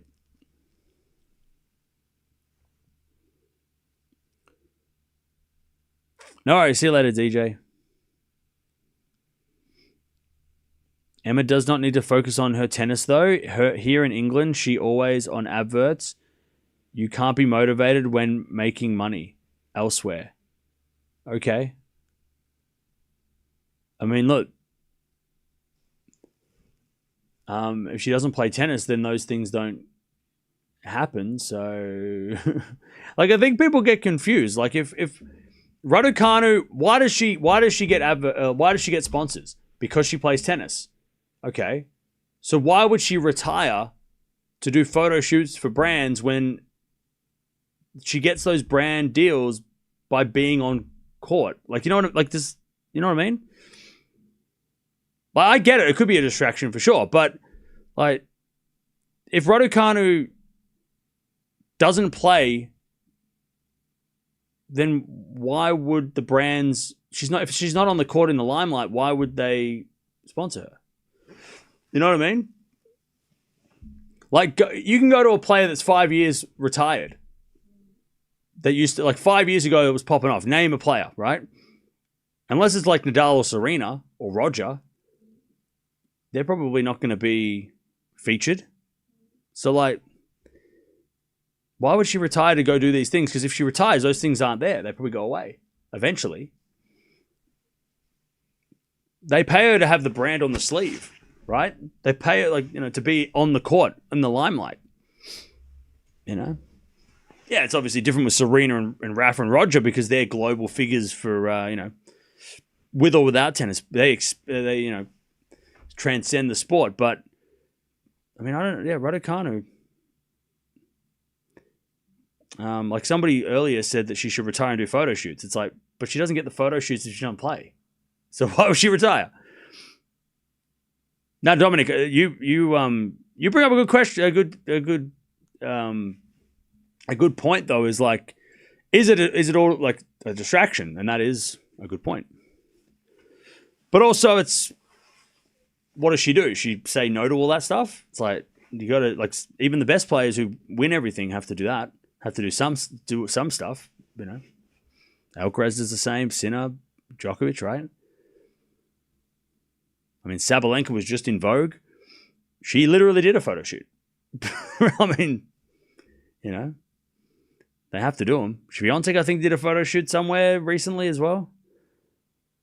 Coco probably does them. They're all the best players, all the players that have have a fan base are going to get those opportunities. Data rematch just started. Okay. Draw for Roland Garros is coming out on Thursday, is it? Okay. Yeah, no. Dominic didn't say to retire. Somebody else said that, so it just plays into the same. Like, people just saying, like, Raducanu should stop playing tennis because she's not good at tennis. It's like, okay, bro. Should kick your... most of the haters who in the chat should kick your ass, so I don't know why they're yelling. But, yeah, I know Dominic wasn't saying anything mean about Raducanu, but it's interesting, I mean, Sinner said it before, like, he doesn't like doing the press conferences, right? But he has to do them. There's things that, when they become celebrities, they have to do things like that. Sabalenka and Vogue, they're all at it, I guess.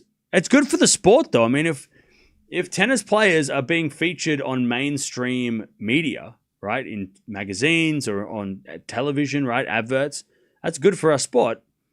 It's good to have that. Osaka's the same, right? She is everywhere, right? It's good for the sport. It promotes the sport,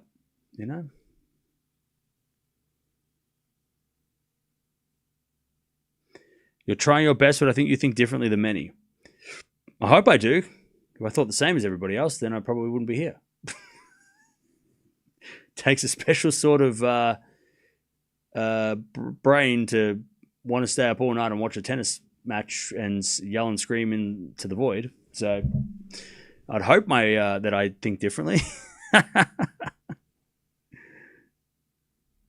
Emma should focus on modeling. See, this is what I just said. This is who I'm talking about.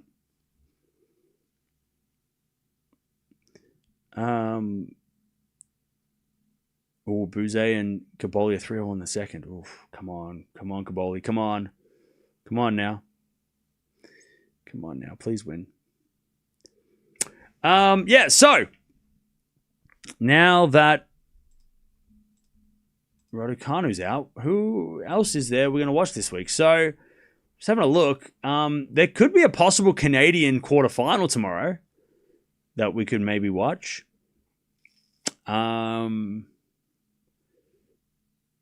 Maybe. What about on the men's game? Could be Shelton Paul as well. That could be fun. So there are things that we might watch. We could even Caboli Menchik, if that's a second round, that could be fun tomorrow. But again, like I said, this week's pretty. I'm not planning on watching matches for hours and hours on end, because we've got to do that at the French, and I've also got to make sure that I don't lose my voice this week, so that I can speak during Roland Garros. Because if I can't talk during the French, then I'm going to take 2-week vacation and come back for grass. Because if I can't speak, then I'm useless.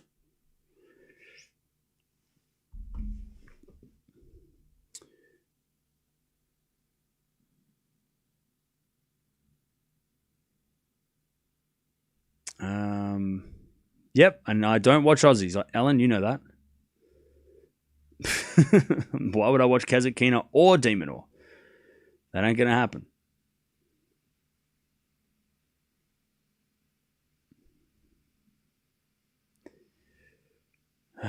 By the way, chat, why do people dislike Raducanu so much?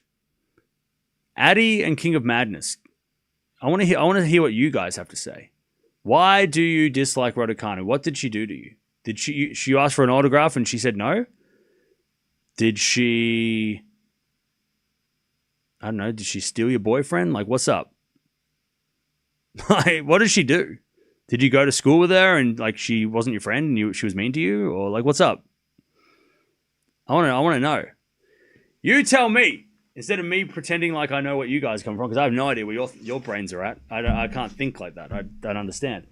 I want to hear what you guys have to say. Why do you hate her? Why do you hate her?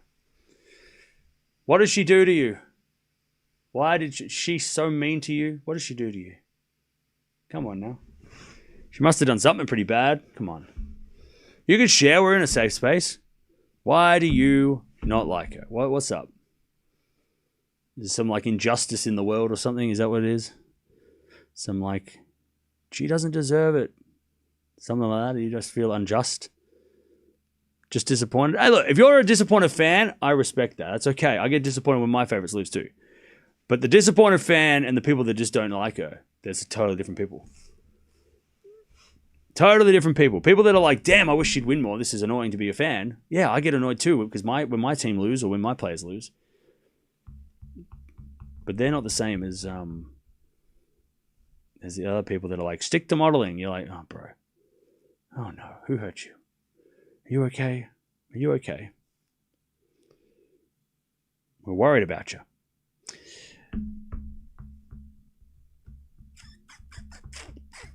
Take a break. We'll miss for sure.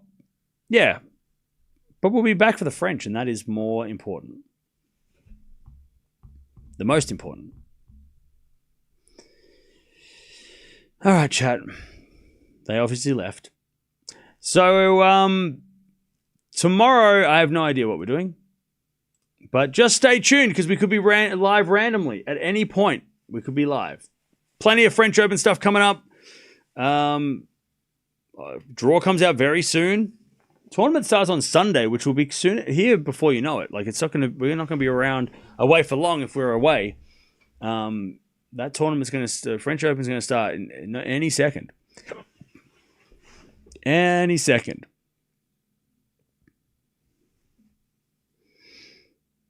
By the way, Kornikova didn't play one season. I think Kornikova had a whole career. And then she married Enrique Iglesias. She had a whole career. So Raducanu and Kornikova are not the same person. Also, Kornikova didn't win a slam. Raducanu had. Raducanu doesn't win the US Open. This is probably not as... things are not as the same. But yeah, Kornikova didn't just play 1 year and then dip. Like she had a long... She also won a doubles Grand Slam with Hingis. So she was actually a decent doubles player too. Yeah, I think people just... if you think... She played at least like 10 years. Yeah, I'm looking here. So she played between 1995 and 2003. And she won like in... between 98 and 2002. She had a bad year in 2001. But yeah, she was decent most of those years.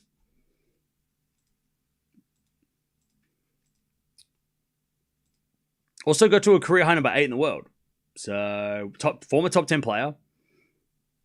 Again, she won. She didn't win any titles, but she did make the quarterfinals of the Australian Open, semifinals of Wimbledon, lost to Hingis. So I mean, like again, they're not the same. Raducanu has a title. It's US Open. So it's but also give some respect to Kornikova. Come on now. Show her a little bit of respect. 1 season and then married a pop star is not accurate at all.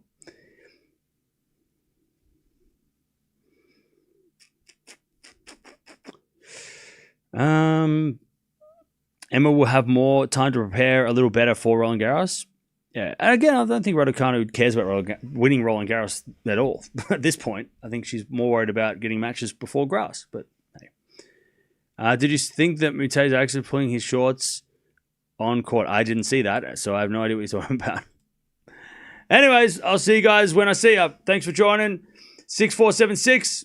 Parry wins. Beats Raducanu. 2 hours and 24 minutes for 2 sets is wild. But Raducanu, she's back on court. And I'm all blurry. What's going on? And now, that's even worse. Why did that happen? There we go. All right. And now Raducanu will be at the French Open. That's when we're going to watch her next. I'll see you guys then.